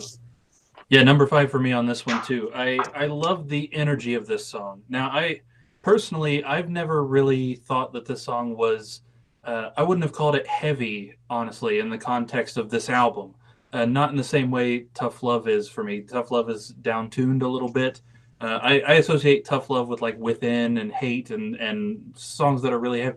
Whereas this one, I wouldn't have paired that with those. But yet, this song still is a very angry song. It makes you want to fist pump, and it feels like you're punching somebody. Yeah.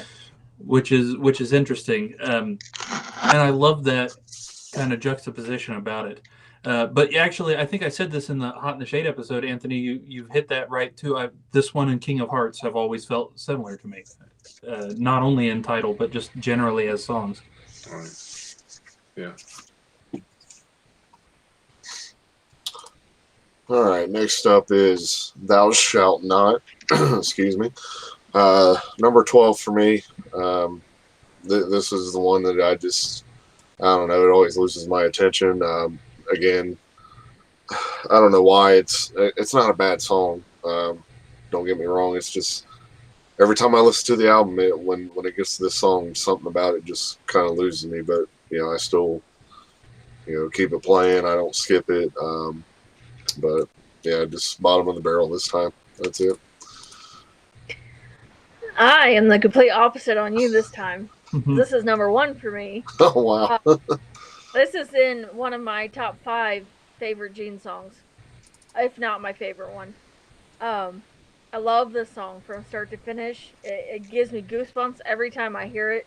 The chorus is one of my favorites. It's just, it's gritty, it's in your face, and I love that about it.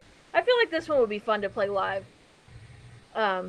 If I knew how to play. Like, I feel like this one would be fun to play live, or just, to play around with, practice and with. But yeah, every time I hear, like, I look forward to this song every time. Like, I'm kind of sad that it's so low on the album. Like, it's so far down, because it's like, I don't want to skip any other songs, but I want to get to this one. So I always look forward to this song, though, every single time I play this album. I've always said that this song would have been better if it was the second song on the album. I always thought this should have came after Unholy. I think it would have played better. It would have just added to that heaviness of the album, or the continuation of it coming off Unholy. Plus, you got the titles, biblical titles, Unholy and Thou Shalt Not. Yeah. I think it just worked. This was my favorite song on the album when I first got the tape. I played it all the time. It just seemed dark and heavy, and I love the way they say "Thou shalt not." It just really it sucked me in. Thou shalt not. I mean, I believed it. Thou shalt not. I believed it. Yeah. Having said that, today it sounds soft and silly to me now. So this is one of those songs where I think today I would like it more if it was on Hot in the Shade, probably better. To me, back then it fit on Revenge, but today it fits on Hot in the Shade for me more, or would. So, and I think the majority of the songs on this album, I wouldn't even say the majority. I would just say there are other songs on this album I would like them more if they were on other Kiss albums. But as a collective whole, they don't really fit on Revenge for me as much. But this comes at a number 9 for me. It's funny you say that, because I was kind of getting the same vibe that it almost sounds like it could fit on Hot in the Shade. And that's, not necessarily a bad thing, but. Right.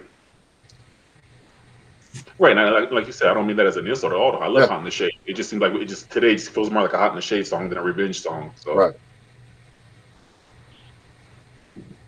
This is number 9 for me too. This is a really, really good song on the album. There 2 issues with it for me push it down the list, and they're issues, but they're not big issues. And one, of course, is the ever-present repeating the song title over and over in the chorus. However, in this song, it is utilized well. I'll say that. It annoys me because that sort of thing annoys me, but it annoys me far less than normal in this, because it was done so well. It's not real loud in the mix, and it feels like it's exactly right where it should. And then the other thing is, we got, again, Gene, we get it. You're going to live your life however you want. You're Gene Simmons and no one tells you what to do. We get it. Richie Slon said he waited in line when this album came out with over 200 people. The only issue was the other 199 people were there to buy Guns N' Roses' Use Your Illusion. And I just double checked. Thou Shalt Not was the one that has the little piece I was talking about. If you listen to the solo, there's a little section where it's like, oh, okay. He goes, yeah. Okay, yeah, like the King of the Hall of the Mountain King piece. Yeah. Real quick. It was like, wow, that was cool. So next up is Every Time I Look at You. Comes in at number 7 for me. Yeah, it's a ballad, obviously, but it's good. I like it. I to me, it's kind of the cousin to Forever. Not really going to say brother because I don't think it's as good as Forever, but it's still right there. It's definitely the cousin. It's kind of the cousin you don't talk to that often, but still good enough when you see him. I love the tone of the 12 string on there. Paul's voice, of course. I mean, he just knocks it out of the park. It's a great song and kind of an underrated video as well. It's kind of like I said, a lot of people tend to forget that they even made a video for this song, and it's not. I'm not gonna say it's not hard to find, but it doesn't seem like Kiss ever really includes it on any official releases. And it is floating around on YouTube somewhere. But anyway, other than that, and speaking of simple things that always get me sometimes in these songs, I love the little fill that Eric does, where it's after the everything to me, and before it goes into that, it's gonna take a little time. He just does that boom, tap, boom, boom, boom, boom, boom, boom, boom. I love that. It's so simple, but it's so cool at the same time. Yep. This came in at number 2 for me. I will say that I don't understand the negative stigma around this song. I just really don't understand it. I mean, for me personally, I just don't really understand why it seems like a lot of people just really hate this song. For me, it's one of the most beautiful ballads ever written, ever, like from any band. I fell in love with this song the first time that I ever heard it, and I know, maybe it's just because I'm a girl and girls like the love songs, but it's just, I think this is their best ballad that they ever did. Just that fantastic acoustic sound that it has, and it's mixed with kind of like this orchestral vibe. The bass is kind of subtle, but it stands out, and it's just, Paul's vocals are just beautiful in this song. I can't wrap my head around why so many people just can't stand it or hate it so much. Like, for me, it's fantastic. I love this song. Yeah, I think I still think Forever is the best one, but I definitely think this one is the second best ballad they've ever done. Yeah. And another one that gets no, credit is Nothing Can Keep Me From You. That's another great Paul ballad. Love that. Yeah, I would say put this song on Asylum, take out Radar for Love, and there you go. And I think it's a bigger hit. To me, this song always would fit better on Asylum, and they would have made a video, and it would have been a decent hit for them, or a decent single. Having said that, it seems like even though Kiss was going into a heavy metal direction, with this album, they still wanted to see if they can capture the success of Forever, one last time to cash in, and that's how I always heard the song. It doesn't fit. It doesn't belong on the album. Has no business on the album. They just want to recapture that Forever essence again. See if they can do it one more time, and it failed. It's a good song, and I believe I just believe Forever was a better song, and Forever has more feeling, and especially Bruce's guitar solo. Maybe if the video of this song had got more airplay like Forever did, I'm sure. Well, it would have taken off. It would have got them some sales, but it just didn't happen for whatever reason. To me, this song it always seemed a little dated to me for this time period. Like, again, that's why I say Asylum. It would have worked better more in the mid '80s. It just wasn't a great ballad for me at this time. But I always say since they were already jumping on the Metallica bandwagon, they should have done something like, instead of a love ballad, they should have done something like Unforgiven or Nothing Else Matters. To me, that would have been a better direction, and then have Gene do it. I think Childhood Ends was a perfect, if you want to call it a ballad, or something like a Nothing Else Matters, Unforgiven, would have been a better direction. Because again, we're trying to bring Gene back. We already got Domino, we already got Unholy. Let's give Gene the ballad. Let's have Gene looking, crazy in the video, or sinister, not evil, but just like, oh, this is the new Gene Simmons. Look at him, he's singing his ballad. Nothing else matters, something to that effect. But they went with the sappy love song, and it just didn't work this time around. So. Anyway, I think at the end of the day, it's a great song. It comes in at number 8 for me.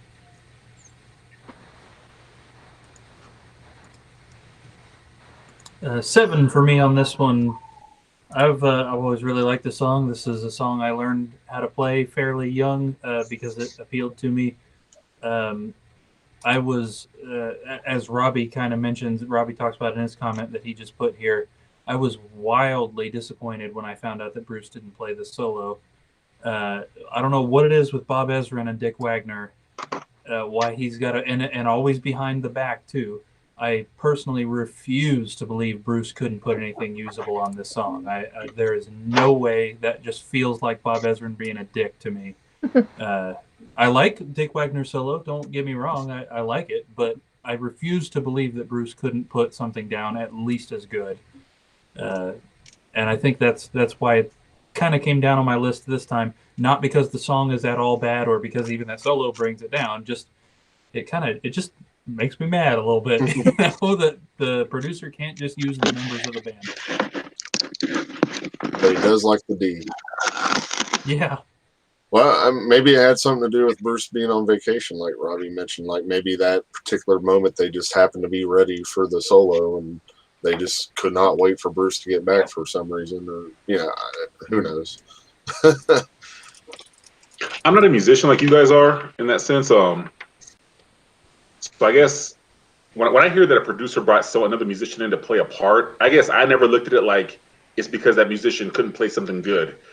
Sometimes I think in my mind that the producer just wanted a certain sound that say Bruce couldn't pull out or Eric couldn't pull out.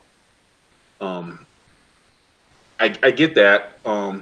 Being a rapper working in the studio, sometimes I'll say, hey, I'll bring someone else on a track because one of us can't just. We can do it. We can write some good lyrics and do a good delivery, but it just doesn't hit the mark of what needs to be done. So I'll say, hey, let's bring in someone else. Blah blah blah. So I always imagine they do that with guitar parts and drum parts, but you guys being drummers and guitar players, you would know better than I would how that really works. Kind of like how someone's different voice is going to sound better doing that part than the other person. Right. It's kind of similar when it comes to the instrument thing because, like this guy might play it a little differently or be able to put a little different feel in it that the other guy might not. It just might not be. It doesn't necessarily mean they're not good players. It's just not necessarily their style. I mean, I think for me, it comes down to it being about the band, though. You know what I mean? Because I know that's what it was. I remember in the Behind the Music book, that's the reason he gave. He just thought that, Bob Ezrin is big for that. He felt like it just needed something different. To me, that would be okay if it came from the band, like what you were just saying, Anthony. If you're one of the members of the band, and if it's you saying maybe we should get somebody else in on this, that sits okay with me. You know what I mean? But if it's somebody outside the band making a decision for the band like that, that kind of makes me mad. I bought this album because I thought it was Kiss. Right. I expect Bruce to be on every single one of those songs because he's the Kiss guitarist. I guess you can make an argument that whatever's best for the song should be what's there, but also like I like Bruce. There's a reason I'm here, and it's because of Bruce. It should be him. Yeah. Yeah.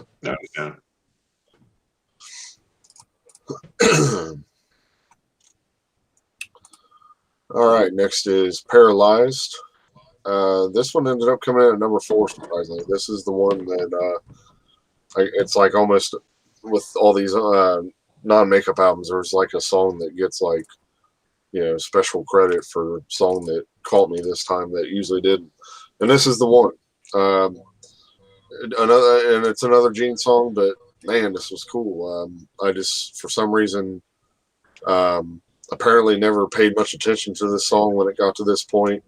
Every other time I listened to the album, and this time I did, and it was almost like I was hearing this song for the first time. And I was like, wow, what is this? Like, it was really cool. And I really loved the part where it sort of broke down, and Eric's doing some cool stuff on the drums there, and it's like a whole different feel and everything. And it's just like, I don't know, it's just like, where was this song? It was like it magically got inserted when I listened this time, and I just never for some reason paid much attention before, but now I really enjoyed it, and for it to be number 4, that's says a lot for me, at least.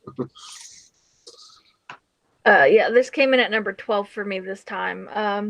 It's another great upbeat song. It helps to bring the energy back up, especially after the ballad, with how slow it was. But this is the one for me that was kind of like Thou Shalt Not was for you, where it kind of was like I kind of lost focus a little bit when it was playing. Like, not that it's not a great song, it didn't really stand out to me the way that some of the others do. And I kind of just felt myself kind of like drifting as it was playing.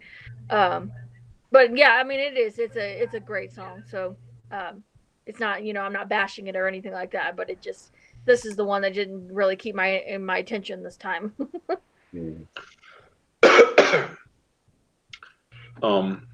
I think the problem with this song, especially well, I would say this and Thou Shalt Not, and probably a couple of other songs in the album if I think about it.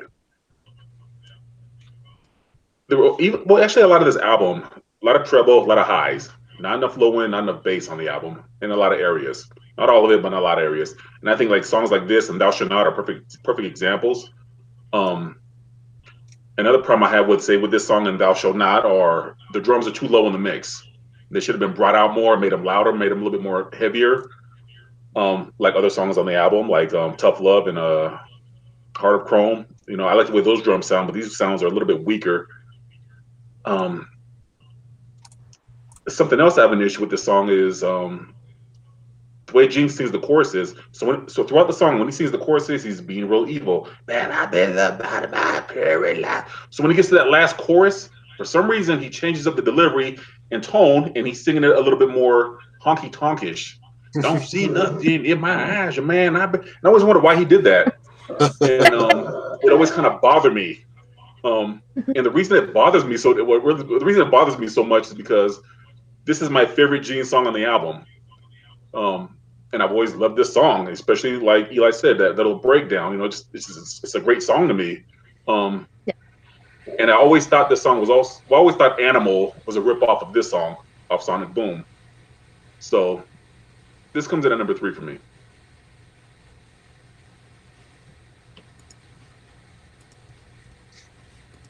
This is 12 for me as well. This one and Spit both are the ones that don't. Neither one of them are bad songs, and I don't ever skip either one of them. But those two don't catch me as well as the others on the album for some reason. The intro on this one hypes me every time I hear it, though. I love it. As soon as it kicks in, with Eric on the ride bell and Bruce is hammering on that note, it's awesome. Gene's vocal delivery on the chorus, again, it's not bad. Maybe it's more of a mixing thing because he sang it in octaves. He sang a low version, which is the prominent track, and then there's also the octave above it, which is really high. And we're again hitting the realm we were talking about last week of like Prisoner of Love and Betrayed, where he's reaching a little bit higher than he maybe ought to. And it doesn't sound terrible, but maybe they should have brought it down just a little bit more so that it was complementing the lower track rather than both of them kind of being as loud as they were. And that kind of, I think that tacks it down a little for me. All right. Next we have I Just Wanna. This is number 8 for me. Pretty cool intro. Again, something you probably wasn't quite expecting on the first listen to this. Definitely. I guess we haven't really had this kind of Paul intro since Heaven's on Fire, except this time he's actually singing some words to it, which I liked, and I like how it all just kicks right in. I love. This one is like basically the sister song to Take It Off to me. But again, the tongue-in-cheek, lyrics and. But I like the sort of the way the chorus is almost like a response. The way they're all singing it, and Paul's, because he's obviously doing the main lyrics, and then it's like, especially the second time around, he finishes his lyrics, and then he just drops out, and then the rest of the guys come in the background, doing the background vocals, and it's just like a cool, almost like an answer feel. And I felt like it came off better live, to be honest. I can't see. I need to listen to Live 3 again to hear how it sounds on air. But I was listening to a show from the Dayton show that they did on that tour from a soundboard, and I loved how that came out on there. So, but little elements like that is what catches me, and then of course when it does that breakdown section, that's really cool too. One thing that they didn't do or Bruce didn't do on the album that again I like that he did on Live 3 is when he's playing along there, with the lyrics there and everything. So yeah, this is another cool song, and pretty bare bones video, but it definitely fit for the time because a lot of bands were doing those type of videos, and I'll probably touch on that a little bit more later on. So yeah, good track. This one is number 10 for me. It's just a very good, heavy, pun-filled song to jam to, It's the perfect song to dedicate to an ex that you can't stand, saying like, I'm moving on, and you lost out, Move on. Yeah, move on. Yeah. Yeah, I love this song.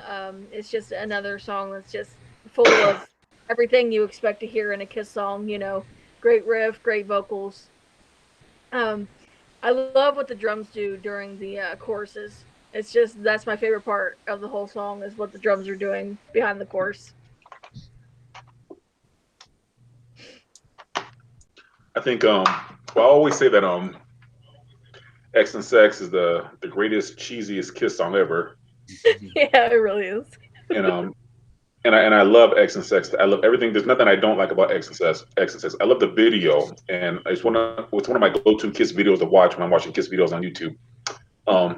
I think I Just Wanna is the second, greatest cheesiest Kiss song. Well, no, I take that back. It's not the greatest cheesiest Kiss song. It's probably the cheesiest title and chorus, I would say.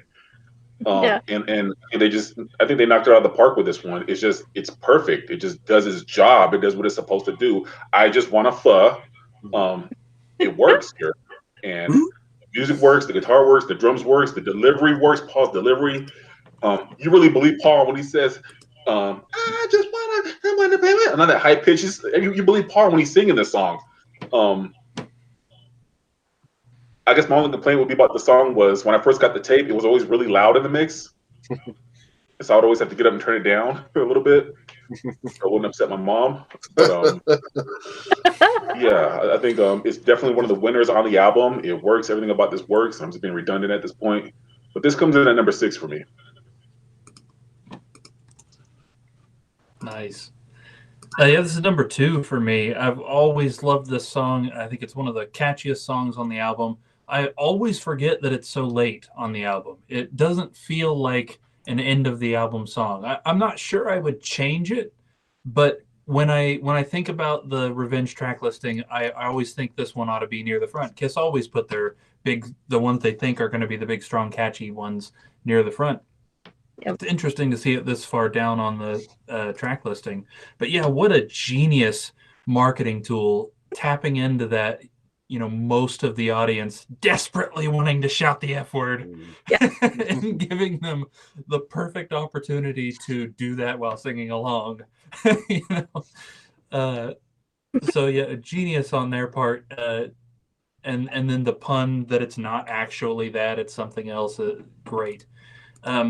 Something that I zoned in on this particular time listening, Eli, that bit that you were talking about that Bruce plays live is actually on the CD, but it hits totally different live because it's the only thing happening there and it's way louder. On the CD, it's way further down in the mix, and there are also harmonies around it of Bruce's guitar too, and it comes across almost as an orchestra part. It sounds almost like a violin piece. Yeah, when they get, it's like wake up. I've always that little thing I've always kind of disliked that. Wake up. Yeah, it kind of muddies it a little bit. But yeah, I mean, I totally like how on the Live 3 he really makes that stand out there. You just really hear him playing along with those notes there, and maybe that was another reason that with Paralyzed why I would sort of like not pay attention because I always knew like, okay, next is I Just Wanna, and then the last track, and I would always kind of look more forward to that and not pay attention to Paralyzed, which was unfair, especially now that I look back. Mark Stewart says, go ahead. I remember the very first time I ever heard I Just Wanna, and I did think he said the F word, and I was floored. I was like, oh, Stanley just said the F word in a song, and then like after it like played, I was like, oh no, he didn't say the F word. And it reminds me of there's a Simple Plan song called Addicted, and they do that in that song too. And I was like, I just remembered that song as Luke was talking about that. I just remembered the Simple Plan song that does that too. And I bet you that's why they do that, is because it's kind of like a play on, we're saying something we're not really saying. There was that song by... Just saying they didn't say it, but they probably said it. Yeah. Probably lower in the mix, that track, the F word track is probably lower in the mix. Yeah. There was that song by Lit. Something else I really appreciate about the song is the guitar solo, and the way Bruce comes in. When he comes in, he's not playing a bunch of notes. He just carrying that out, that note out. It just the way he does that. I don't know the terminology because I'm not a guitar player like you, but I've always liked that part. He's not playing nothing. He's just carrying a note, but it just, when Bruce does it, you feel it, Mm-hmm. and then you get to wait for him to start playing the notes, so. And the way they would end the song live too, the I just wanna forget you. Yeah. That was cool too. Yeah, definitely. Yeah, that solo is a slide guitar at the beginning. It doesn't end with slide, but maybe the only time other than what Paul did at the beginning of Rise to It that there's ever been slide guitar in a Kiss song. But yeah, there was that band called Lit, and they had that song called Miserable that did the same thing. Like, you make me come, you make me complete, and then they would keep, you make me completely miserable. It was kind of that same thing. That's good. Mark Sugar says, I Just Wanna sounds too much like Summertime Blues. I just don't hear that, man. That's interesting. I've never heard that before. I heard it the first time I heard it, and I said the same thing, but it doesn't bother me none. And then speaking of the best Kiss ballads, Richie says the best are Beth, Hard Luck Woman, Million to One, Reason to Live, I Still Love You, and Forever. So I still have a hard time wrapping my head around how people think 1,000,000 to 1 is a ballad. I don't get that feeling when I hear it. But I guess with that album, it is one of the slower, the slowest song on the album, I guess. But I compared to like Beth and Hard Luck Woman and stuff, like I can't wrap my head around that terminology that's a ballad. Yeah. It's so weird to me and out there. Now, like the version that Vinny did when he was doing his live shows a few years ago, where he was playing it acoustically, that was a ballad version. But I agree though, the version on the album is not. Yeah. It's only a ballad in the context of the rest of the Right, yeah. Yeah. I totally wasn't thinking about I Still Love You. That I gotta say that's probably my second favorite, and then Every Time would be third, but yeah. That's a good one, kind of like what Anthony was talking about earlier. Other than that Gene doesn't sing it, I Still Love You is very similar to Like Nothing Else Matters. Might have fit very well on this album. True. All right, coming to the end here. Car Jam 1981, of course.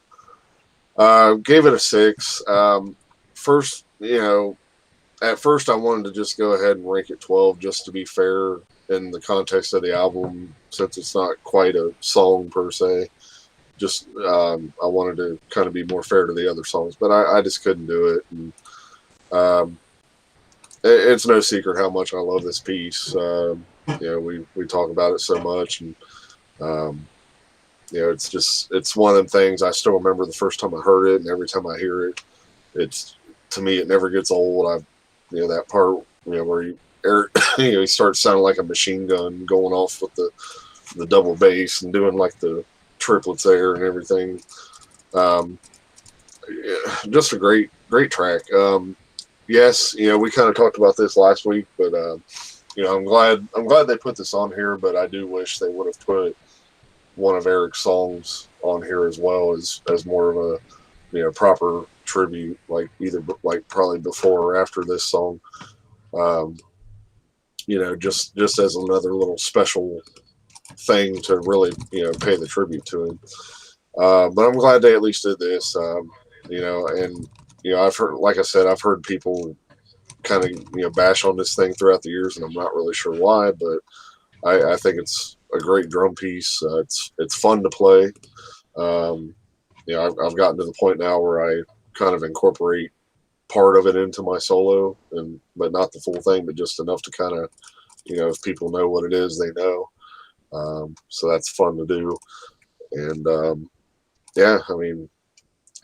and they even made Eric's drums sound great. Eric Carr's drums sound great on this as well, man. His freaking, like those high toms he hits, you could just the tone of them things as he hits them. I love everything about it. It's just a perfect piece. Yep, this came in at number 3 for me. I think that this song, it really helps Eric show off his style and how good of a drummer he really was. He it had all the elements of a good drum style. It had the sound, the speed, the fills, the variety. I mean that's something that you want when listening to a song that is focused on drums. It's focused around drums. That's the whole point of it. When doing a song like this, you don't want just a simple thing throughout the whole song, because it's boring. Who wants that? So this, I think he just nailed it in every way, with what he was going for. It has just a little bit of everything. It gives you them little goosebumps when you hear it. So I've always loved this song and this piece. And I always liked Luke's sister Majenica could play this song, and I always liked watching her play this song because it's so much fun to watch. Mm-hmm. Being played live, right? And, obviously, Eric died, and, there was no way that, I would ever be able to get to actually see him. But watching her play, it was close enough. Like, it was fairly close. So I love watching it being, somebody talented enough that can pull it off almost drum for drum. Is just, it's just, there's no other, like, feeling. It's just so cool.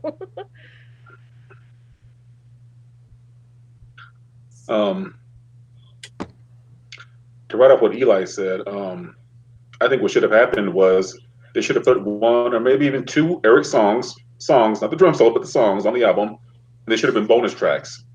Mm-hmm. And to me, that would have been a great tribute to Eric, because he's got some great songs that he recorded. But instead, we got Car Jam. That's fine. I think this should have just never been put on the album. If this was something that was on YouTube, I think it'd be a lot cooler for me, and it'd be something I'd save on my YouTube list. But to me, it just doesn't compliment him well. There's so many great solos out there. I mean, I used to always say, why didn't they just use the Creatures of the Night solo that he did? That was just where he would just really went at 1,000 miles an hour and just hitting those loud hard drums. Hitting them hard and just real loud and thunderous. This just always sounded kind of weak to me. It sounds like a teenager playing around with his drum kit and his buddy having to record it. Eric has shown a lot of great skill on this because he's a phenomenal drummer. He's my favorite Kiss drummer. But again, I think this just sounds weak, and it might be something as simple as the recording of it or the mix down of it. Maybe if they would have mixed it a little bit better, it would have sounded better to my ears. But I've always felt, as an Eric Carr fan, I always felt a little offended by this. Like, come on, this is the best you guys can do. This is the best tribute you can give Eric Carr, is this weak drum solo. You guys could have did so much better. You could have either a song or a better drum solo, but this is just really a bad representation. And that was just my Eric Carr Kiss fan ego talking, because there's a lot of Kiss fans that love Car Jam. But this comes in at number 12 for me.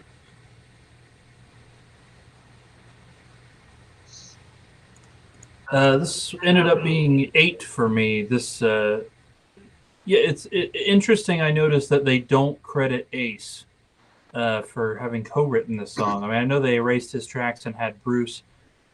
First off, I wonder why they didn't have them just totally write something else, other than by that point what any Ace Frehley fan would have recognized as Breakout. They could have taken Eric's drum track and written something new over the sections that needed music. Not that I'm horribly offended that they didn't. I'm just curious why they didn't. And then why they didn't have to credit Ace for that, because I mean it's the riff. It's exactly the riff. They changed nothing other than just having Bruce re-record it, and then obviously the little solo piece that Bruce plays is original to it. Mhm. Having said that, I liked the song Breakout. When we reviewed the Fraley's Comet album, that was the first time I had really listened to the song critically, and I liked it, but I like this better, honestly. I feel like that riff works better in this context than it does for a whole song. For the whole song, it got a little old for me personally. Two reasons it's a bit far down on my list. I love the solo, and we talked about this in the Elder episode. How good Eric's drums sound make me mad because of how bad drums from that same session sound on the Elder. Mhm. Yep. Knowing that they could have sounded like this and they just didn't. There's even the same producer. Like, Yeah. Geez, man. But also, again, I think this information comes from the Behind the Mask book, and Robbie Stars can come back and correct this on a comment. Two questions for Robbie. A, did Eric write this riff? Is that why they didn't have to credit Ace? Was this an Eric Carr riff anyway? And B, two, I'm pretty sure Behind the Mask says that there was a bunch more drum solo on the actual what they pulled for this track.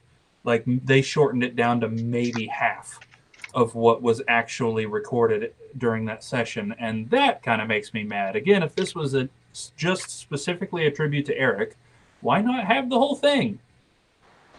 Why not? Did it just go on too long? I don't know. I would have been curious to hear the rest of that. Having said that, I do think this is a kind of a neat bookend. I'm not mad that this closes the album. I think I'm glad it doesn't fade out. It has a really cool ending. I love that riff at the end, the chorus riff of Breakout. But yeah, would have been neat to have another full Eric song with his vocals and everything. Totally agree. They should have put this on Elder. This would have been way better than Escape from the Island, I think.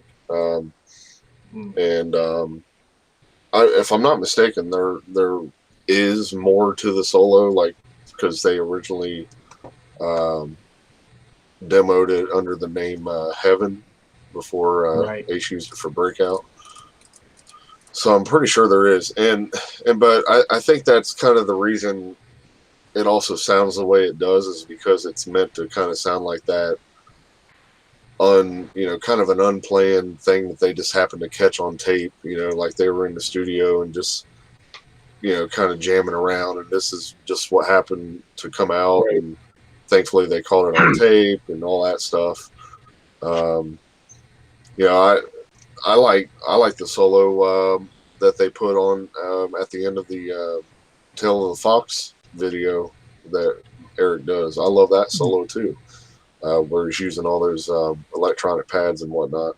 And I also love the little drum and bass thing in the Animalize Uncensored video. That little bass part that Gene does. Love that. I wish. Like what did that come from too? That's always been something else I wondered. Yeah, it's just I don't know. And I can see why they recorded over Ace's part at the time. They obviously didn't want to pay Ace for putting his playing on the album and whatnot. But I just think. I love it, but it probably would have fit better on Elder, and then give us, at least a song or two that Eric sang, on this album. So, my take of it.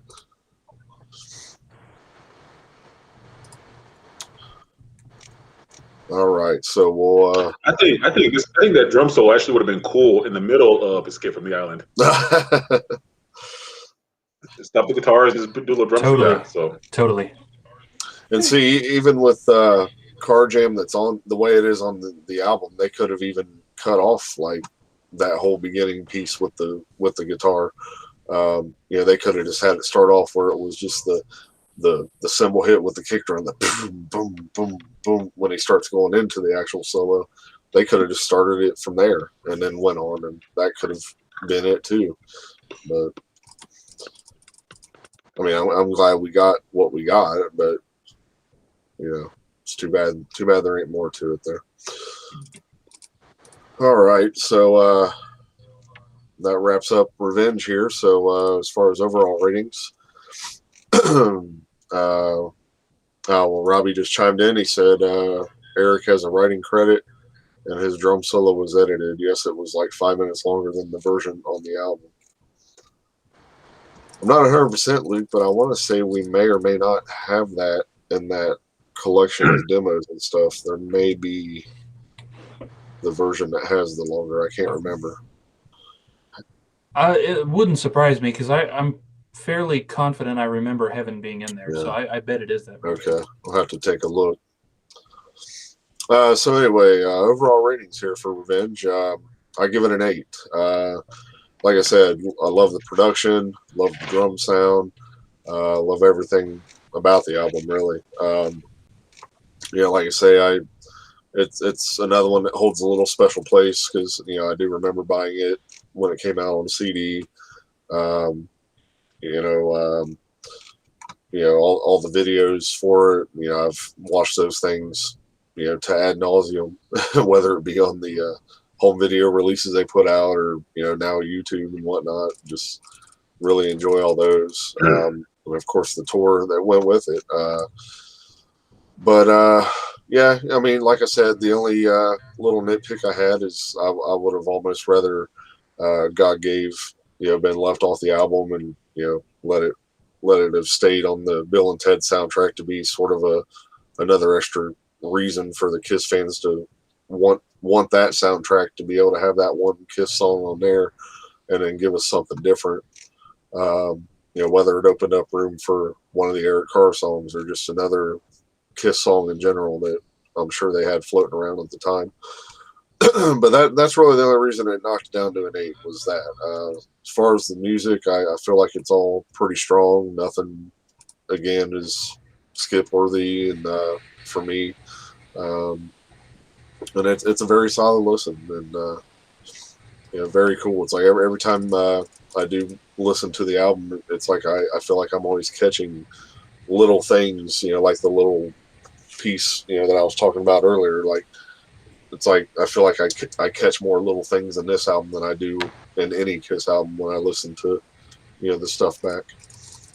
So yeah, pretty solid 8 for me. I give this album a 10. Perfect score for me. It's just fantastic from start to finish. It's got this just amazing energy to it. The driving drums, the grooving bass, the amazing riffs and solos, and then vocally it stands out. The production is done very well. And I mean, the songs, they just fit Gene's and Paul's style, like both of them vocally, like to a T. Like, and I mean, I like that there was a lot of like the layered vocals, like in the choruses and stuff. Like, I always loved that. I think that's one of the reasons why a lot of the time, I love 80s music so much. And I know this was the 90s, but, back then with like what people deem hair metal and stuff, it's like a lot of the times they had the big choruses, the big layered vocals, and I always loved that.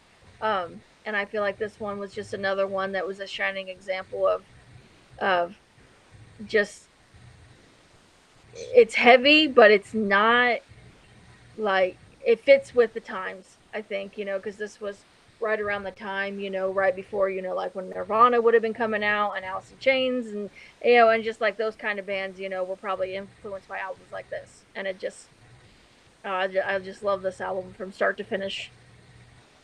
Pearl Jam. Yeah.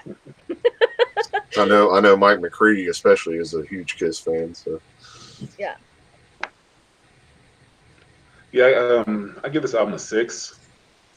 My problem with this album is it's too inconsistent and it's kind of all over the place. Like I said earlier, to me, it doesn't seem like it knows exactly what it wants to be. You got ballads, you got party songs, you got anthems, you got dark heavy metal songs. Plus, the sound is inconsistent. Some songs just have a different sound to them. I never understood that. I think of all the Kiss albums, this is the most inconsistent in sound, and that's not necessarily a bad thing. It's just I think half this album is good. The other half is like, messa. But yeah, I just think this album, I just give it a 6. I don't need to beat that up.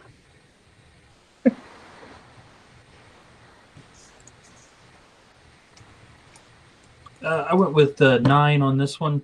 This is definitely one of my go-to Kiss albums.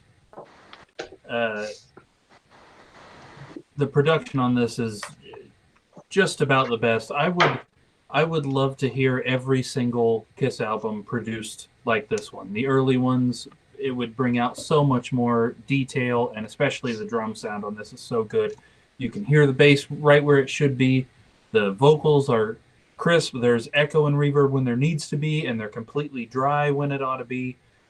The guitar sounds heavy. It still comes across as being really heavy. There's one weird thing that I have complaint-wise about the production, and it's Bruce's lead sound sometimes. I feel like this album overused wah pedal. Another kind of interesting comparison to Metallica. However, having said that, me personally, I would take Bruce over Kirk Hammett any and every single day of the week. I do not personally have a whole lot of respect for Kirk's lead playing and Bruce's just hands and feet over him. I don't know why they elected to use so much wah on this album, and even the solos that don't have him physically using the wah pedal sounds like they turned the wah on and just kind of left it halfway, and it creates this really weird nasally radio sound on some of the solos that I don't hate, but I feel it was unnecessary. That sort of a thing. And I feel like this was a decision they made while they were tracking, because God Gave Rock and Roll to You does not sound like that. So I'm not really sure what the thinking was there. But the songs on this album are really strong. The two, like I mentioned earlier, the two for me that feel a little are Spit and Paralyzed, and even those are still really good, not in the least skippable. They fit on the album where they are really well. I feel like this album is what Hot in the Shade could have been. Hot in the Shade stylistically points at this album for me, I think, but because they didn't have a producer there to really kind of grab them by the hair and push them back into the grindstone, you know what I mean?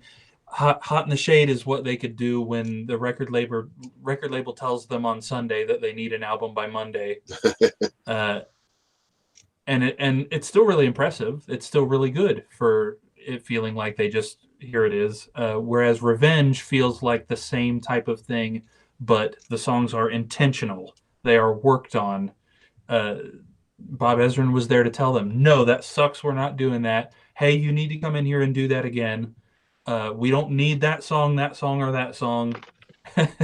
And I feel like that ended up with a very concise effort by all of the band members. And honestly, I wish it was something. I really wish that they could have used Bob again on Psycho Circus, because I feel like the concision on this album is really missing from Psycho Circus. Psycho Circus is the one for me, kind of like what Anthony was saying about this album. Psycho feels like it goes in a million directions and doesn't just pick something that it should do. That's something I like about this album that I feel like is missing from that. Yeah, I mean, Psycho Circus, it hurts to say, but you're basically hearing the sound of a band that's in disarray. Yeah.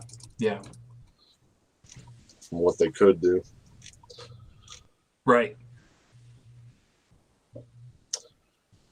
Good.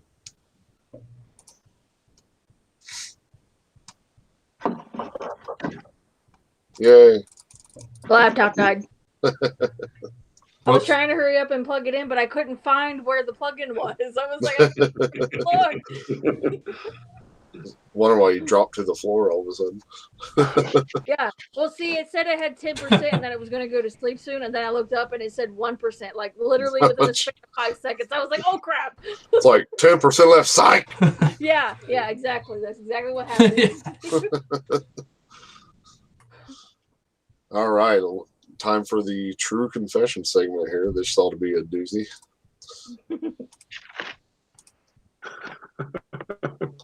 Oops, wrong button. Won't you give me true confessions? True confessions. True confessions. All right. So let me scroll up real quick because I know Scott gave us a confession early. Oh, we lost her again. Let's see, where is it? Sorry, you should have had this ready. Here it is. So Scott gave us a true confession earlier. He said this album is very good, but not what most of Kiss Nation believes. It is very overrated, in his opinion. Oh, we lost Luke now. What the hell? Hmm.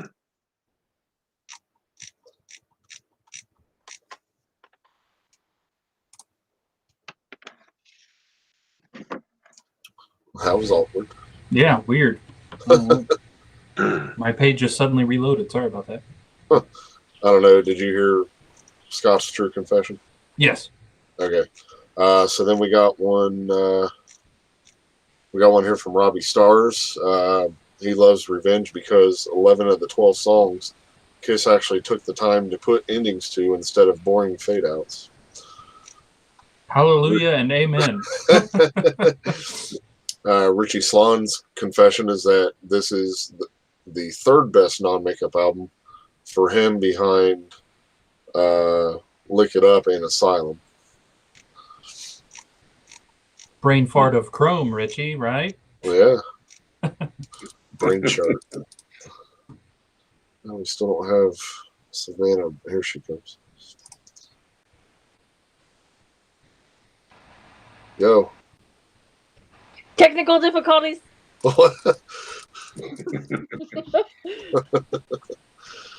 All right. So, true confession. I got to start off with, I got to include something from last week that I remembered that I did forget. And then I'll combine it with this. So, with Hot in the Shade and Revenge, I liked the look that they went with. I'm glad they kind of dropped more of the costume look and just kind of went more, natural, just wearing regular clothes. And again, that was a big theme. A lot of bands were doing that around this time, like 89, late 80s, early 90s. You had, Van Halen did it, and, the Finish What You Started video, which, again, is very similar to the I Just Wanted video. That kind of bare bones. You had, bands like Mr. Big and Extreme and blah, blah, blah, blah, blah. They were all kind of in this period where they were all dressing kind of casual per se. And, just, it was almost dressy. And, I remember even like my dad, like the bands he was in back then, like when they would be going to play a gig on the weekends, they would all kind of dress like that. And I always thought it was kind of weird. Like, why are you dressing up so nice to go play rock music? But that was one of the things at the time. So that's that. They carried that in with Revenge. I enjoy the look. They, even though they did go a bit more somewhat extreme compared to Hot in the Shade with the look, but it is kind of, to me, it's kind of like they finally found the look that they were trying to find the whole non-makeup period. With that being said, I want to, when it comes back to Car Jam, my opinion, Car Jam is miles better than Moby Dick by John Bonham. I don't care. To my drummer ears and everything I hear, John Bonham's good, but I feel like he's a bit overrated, to be honest.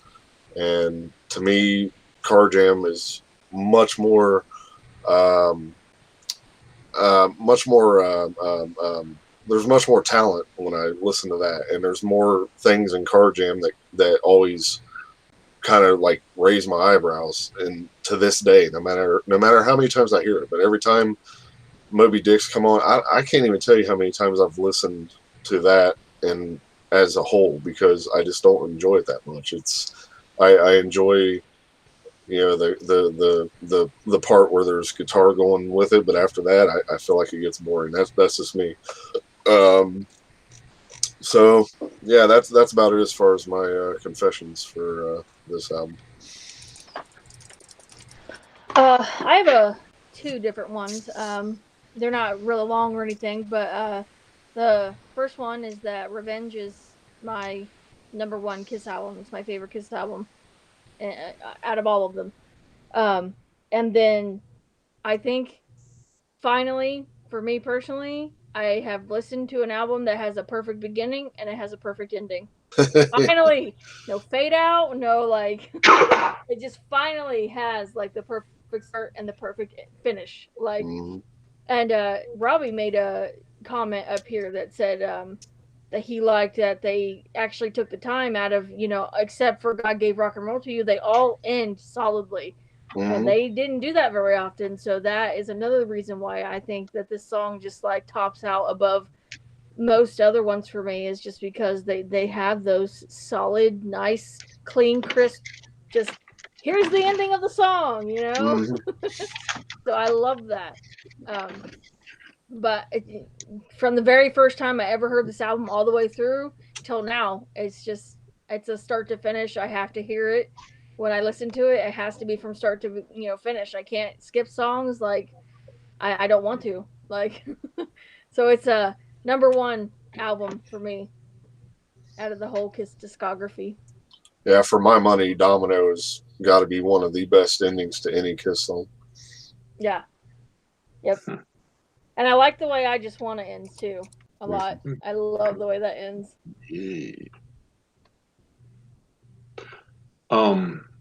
I was actually thinking today, I was like, should I do this episode with these guys?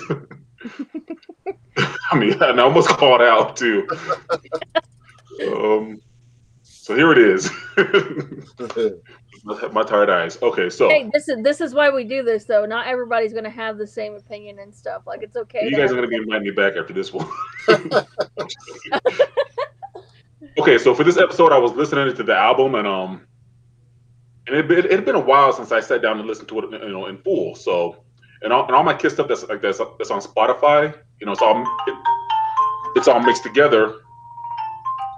That's It's all mixed together. So what I'm making is I can listen to these songs when they're cut, mixed in with other songs coming in here, Revenge songs coming in here and there. But when I listened to it whole from beginning to end, I didn't enjoy it at all. And it just didn't do nothing for me. As a matter of fact, I wanted to hurry and get it over with because I just did not enjoy this album. And I can honestly say, if I never heard this album again at 47 years old, I'd be totally okay with it out of the Kiss albums. Not because it sucks, not because the songs are bad, and none of that stuff. Great playing, blah, blah, blah. But it's just not a Kiss. It didn't age well to me. Like Crazy Nights aged really well. This one didn't age well for me. I actually prefer Sonic Boom and Monster over this album, listening to it. And that says a lot for me. Another true confession, I don't know, the Revenge era, here's how I compare the Revenge era to kind of go off what Mike was saying about the outfits and everything. The Revenge era to me was like it's like Garth Brooks doing the Chris Gaines thing. Are you guys old enough to remember what that is? Yeah. That's how I look at the Revenge era. And the fans, they always say they don't have a problem with. Well, fans always say they have. When Kiss fans have a problem with Kiss jumping on bandwagons. No, let me rephrase that. I'm really fucking tired. Excuse me.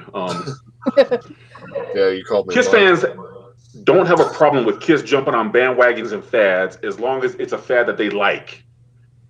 Especially with the heavy metal thing. That makes it okay. They got a problem with the pop albums. They got a problem with the Bon Jovi phase. They got a problem with the grunge albums. But when Kiss does the heavy metal thing, it's a pass. We're going to look the other way. And I'm just not one of those fans that gives it a pass. Some Kiss fans will say, I stopped following Kiss after Dynasty, but with Creatures, they came back. Well, my argument is going to be, there's not an album before Creatures that sounds like Creatures. So what are you talking about?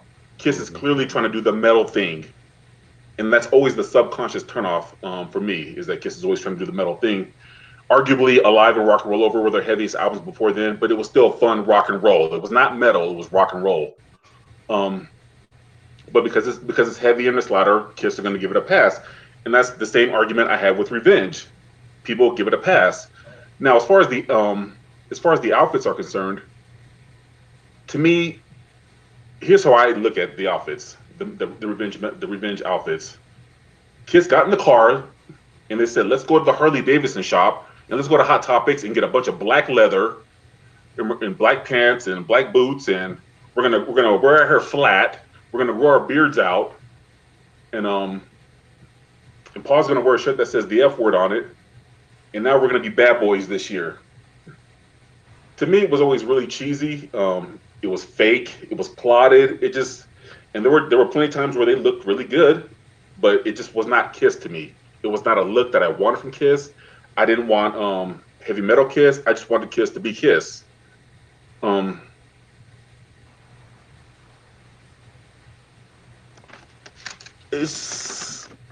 don't know. I mean, this era has so many negatives and turnoffs for me. Or like what Eli was saying, I hear a lot of fans, they do say this, that Kiss finally found a look that they were comfortable in after looking ridiculous in the 80s for so many years. Again, it was really fake to me. The look was fake, the attitude was fake. I just couldn't get into it. Yeah, this era just did not age well at all to me. The live footage is great. They do look good in concert, and they sound good. I do prefer other sounds from the 80s. I do prefer the Animalize sound. I do, in some cases, even the Crazy Night sound. But this was just an insincere, fake era to me. Kiss was trying to be metal. They were trying to be something they weren't. I'm being redundant here, but I can't stress this enough. It was just really fake to me, and that's another reason why the album didn't age well. The look didn't age well, and the whole atmosphere of the Revenge era just did not age well to me. Give me Hot in the Shade, give me Asylum era, give me Lick It Up, give me Creatures. But you can pretty much, for the most part, keep the Revenge era. I'm done. I mean, if you think about it, though, that's what they did at the very beginning, though. They just said, let's go in the S&M shops and buy all this leather and studs and blah, blah, blah. And we'll wear this on stage. And it kind of turned into their look. So it was almost like they were doing it all over again. No, the difference was when they were doing it back then, they were being original. Mm-hmm. They were being Kiss. They were creating Kiss. Sure, they were following other groups, but they were still Kiss was in the process of being created into this mega band that we loved in the 70s. As to where now, well, where's Metallica wearing this year? What is Slayer wearing this year? What is Megadeth wearing this year? Well, let's get that black leather and throw it on, and here we are. We're following the trends now. Metallica just had the Black Album. It was really popular. We got to wear hair flat now. We got to grow our beards out now. Yeah. It's got to wear a ponytail in the back. Instead of the top, it's got to be in the back now. I'll give you that, but didn't Kiss kind of start the leather thing though at the same time? Kiss started the spandex thing, the latex thing, because like they were wearing all that leather stuff and the chokers, the wrist things, and then that's what a lot of metal guys started wearing. I don't know. Now I will go along with this. If Metallica didn't release the Black Album, I would say yeah, it was okay. But to me, Kiss was clearly following Metallica, or whatever that's worth. And that's just how I look at it. Metallica Kiss, I didn't create that. That's been on the internet. I'm just saying what I saw. And Chris Gaines. And I'm not even trying to be funny when I say Chris Gaines. That's really how I look at it. Mm-hmm. Garth Brooks was trying to be dark and heavy, or whatever you want to call it, and Kiss decided they were going to be dark and heavy this year. I mean, how many fads do we have to go through? And then a couple years later, they drop in and put the makeup back on, because Kiss is still trying to figure out who they are and what they want to do at this point. And which is what they've done pretty much their whole career. Nothing wrong with that. And there's nothing wrong with the Revenge era fad. It was just something I couldn't get on board with. So for the most part, a lot of people don't like the Unmasked era. I love that era, but Kiss was clearly trying to be pop, something they weren't for the most part. It was plotted. You can even say it was fake if you want to call it that. But that was a fad I can get on board with. I can get on board with that was made for Love You the Disco. The metal thing with Revenge, they knocked it out the park with Creatures and Lick It Up. But the Revenge era, it was just lacking. It didn't have the heart that Creatures had. It didn't have the heart that Lick It Up had. Something was just lacking in that Revenge era for me. And I'll end it on this. I'm not going to beat this up. With Creatures and Lick It Up, they didn't really overdo it with the metal thing. It was still Kiss, but they just added some metal elements. This one, they just jumped into the pool of heavy metal. Well, not so much with the album, with the look and the attitude and shit. Yeah, I mean, even in Kiss Extreme, I'm like, why is Paul wearing a shirt that says F? You know, why is he wearing? That's just stupid. That's not you, Paul. So, but for those Yeah. that love that era, it's just not an era. It just didn't age well for me, and it's an era I kind of just. The older I get, I'm 47. I tend to shy away from that era. Mhm. Yeah, there's definitely a different type of heavy with Revenge and say like Lick It Up and Animalize. I don't think Revenge is like their heaviest stuff or whatever.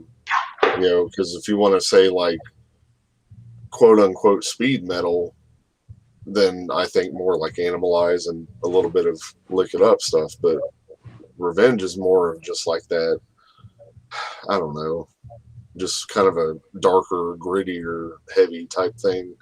Like kind of leaning towards what would come with Carnival, where everyone says it's more of an alternative type, grunge sound or whatever. But you were starting to hear elements of that, but definitely I don't consider it the heaviest. As far as non-makeup, if we had to just talk non-makeup era, but different type of heavy is really all I think. What you got, Luke? I forget. I'm sorry, man. No. I get tired. I tend to ramble on. I'm sorry. Go ahead. No, not at all. Another Zeppelin. Yeah, I really appreciate that for you. It's about what it was for you personally. That's something that's been on my mind more than a little over the last several weeks, and especially with the last episode. So many people have this.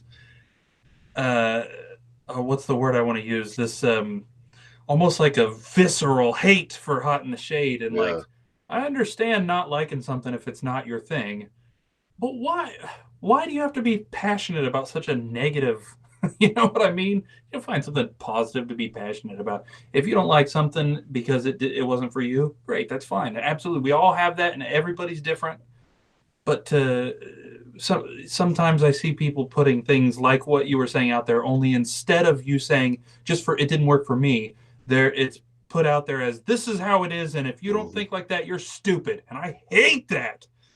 Yeah. Yeah, these so-called like diehard Kiss fans that think their way is the only way. Yeah. Yeah. Jeez, I can't stand that. It's really it's the bandwagon thing to hate on Hot in the Shade and to hate on Peter Criss album, and it's just kind of the bandwagon thing. And right, and if you don't like it and it's just because it didn't work for you, fine, that's great. Again, like nothing wrong with that. mm-hmm. If I thought there was something wrong with it, I would be one of those people saying, "Here's how it is," and if you're wrong, you're an idiot. You know what I mean? Yeah. So for me, I guess I'm in some ways completely the opposite from you in that, Anthony. Whereas for me, this era worked really well. It spoke to what I kind of like generally musically, and I thought they pulled it off really well.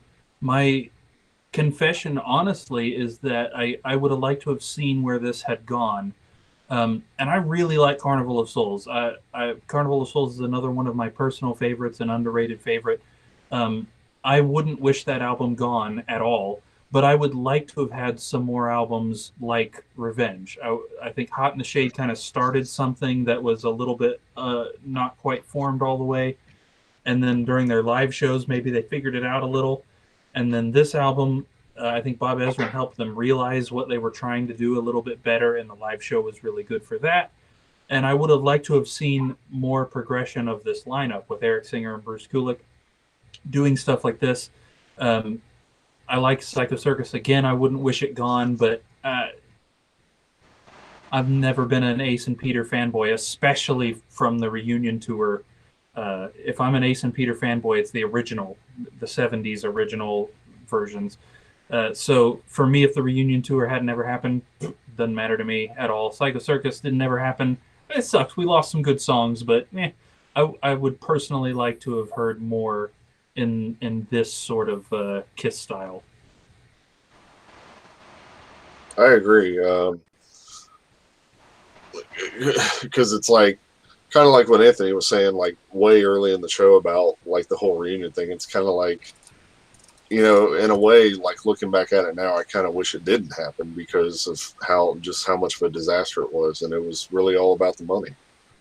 And so I kind of look at it like, damn that person that gave them that number that made them say, okay, let's do it.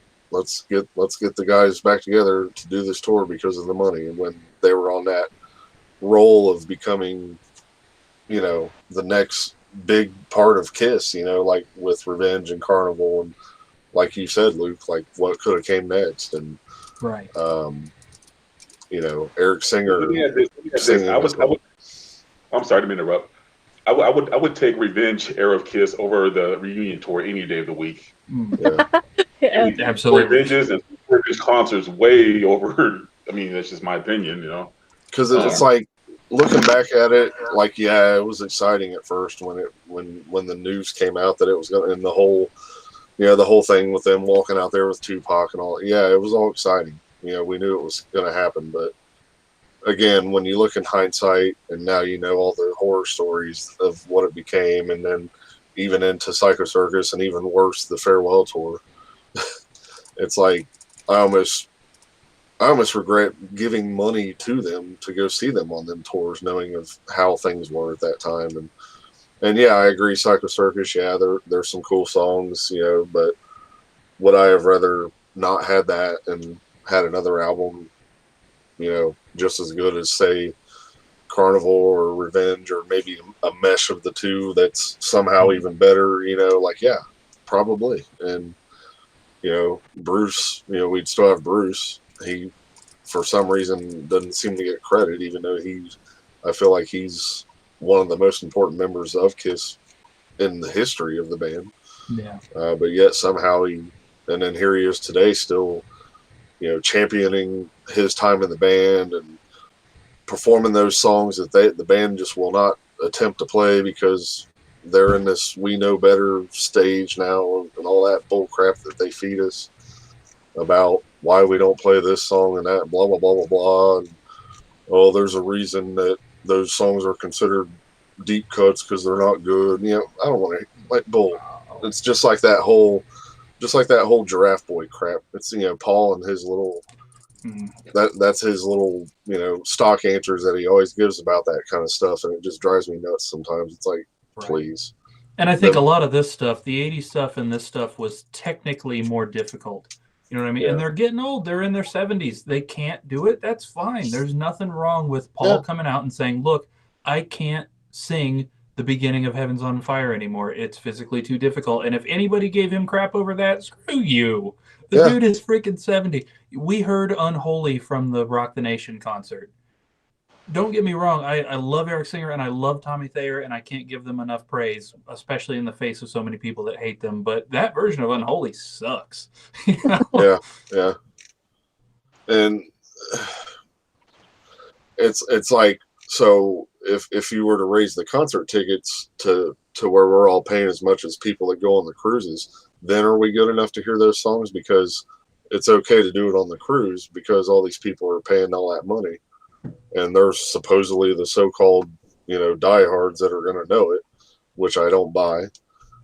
So what is that? Is that what it would take? Raise the ticket prices to where we're all paying like $4,000 to go to a damn concert, and then you'll play those songs?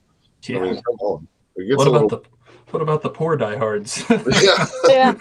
It's like I've always said, just because there's people in the first 5-10 rows doesn't mean that those are the most diehard fans there. The most diehard fans probably way up in the nosebleed seat, because, you know what I mean? It doesn't necessarily mean just because you're in the front that you're the diehard fan and, you know, look at what I got and bragging about everything. You know, I just get tired of people like that, man. Yeah. All right. Well, you guys ready for the results here? Yeah. I'm with Anthony. I'm tired. I'm poking myself in the eyes here. I'm with Richie. Paul is the worst producer in history. Oh, but Animalize and Asylum are so good, though. He had help with those, didn't he? No. Okay, well, he became the worst producer. There you go. All right, so we got some other votes that we are counting in with our stuff. Of course, you guys have just seen the four of us go through our entire rankings.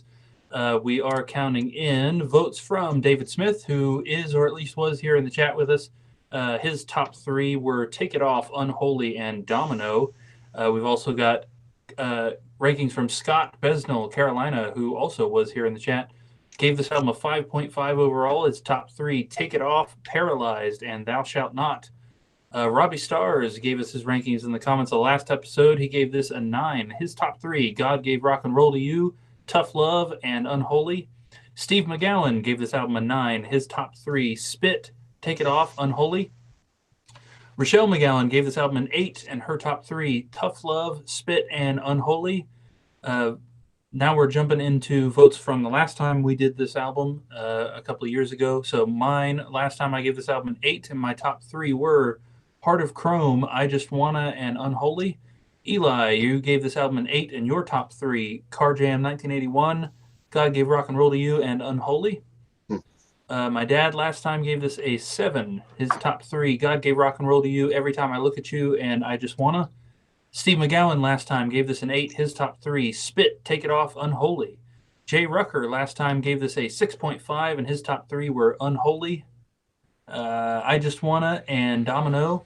Rochelle McGowan last time gave this an 8, and her top three, I Just Wanna, Unholy, and Every Time I Look at You. Jay Rucker's dad gave this a 7 out of 10. Gianni Ottaviani gave this a 7.5, and his top three were Thou Shalt Not, Domino, and Unholy. Robbie Stars last time gave this a 9, and his top three were Thou Shalt Not, God Gave Rock and Roll to You, and Unholy. Jacob Hicks gave this a 7.5 out of 10.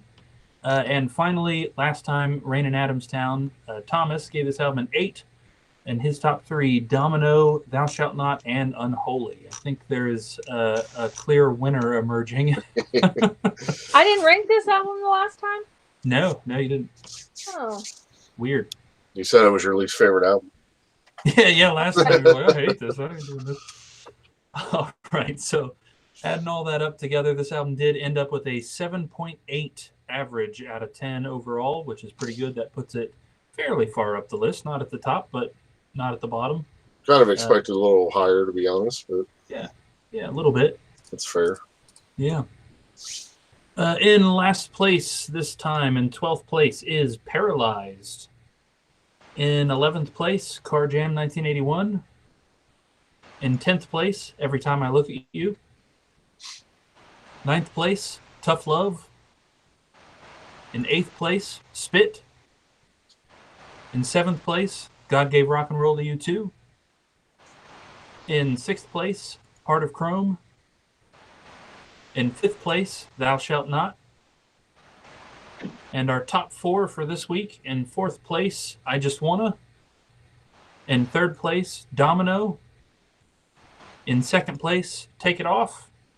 And in 1st place, of course, Unholy. Unheising. Let me ask you guys a question. Yeah.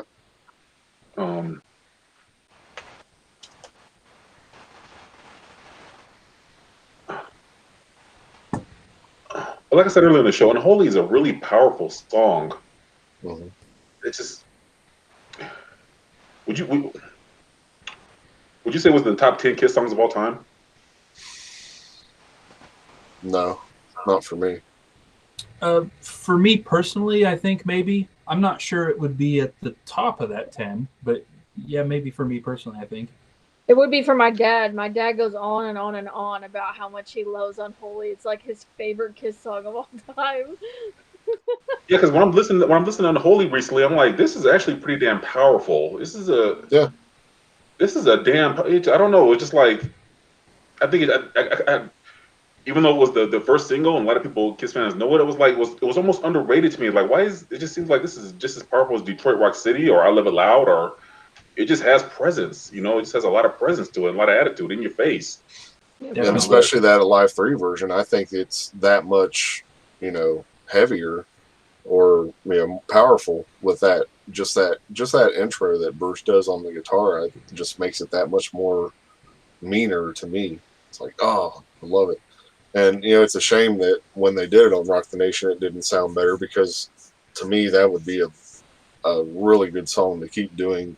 After the blood thing, to me that would fit almost better to an extent. But Yeah. Yeah, I gotta say too.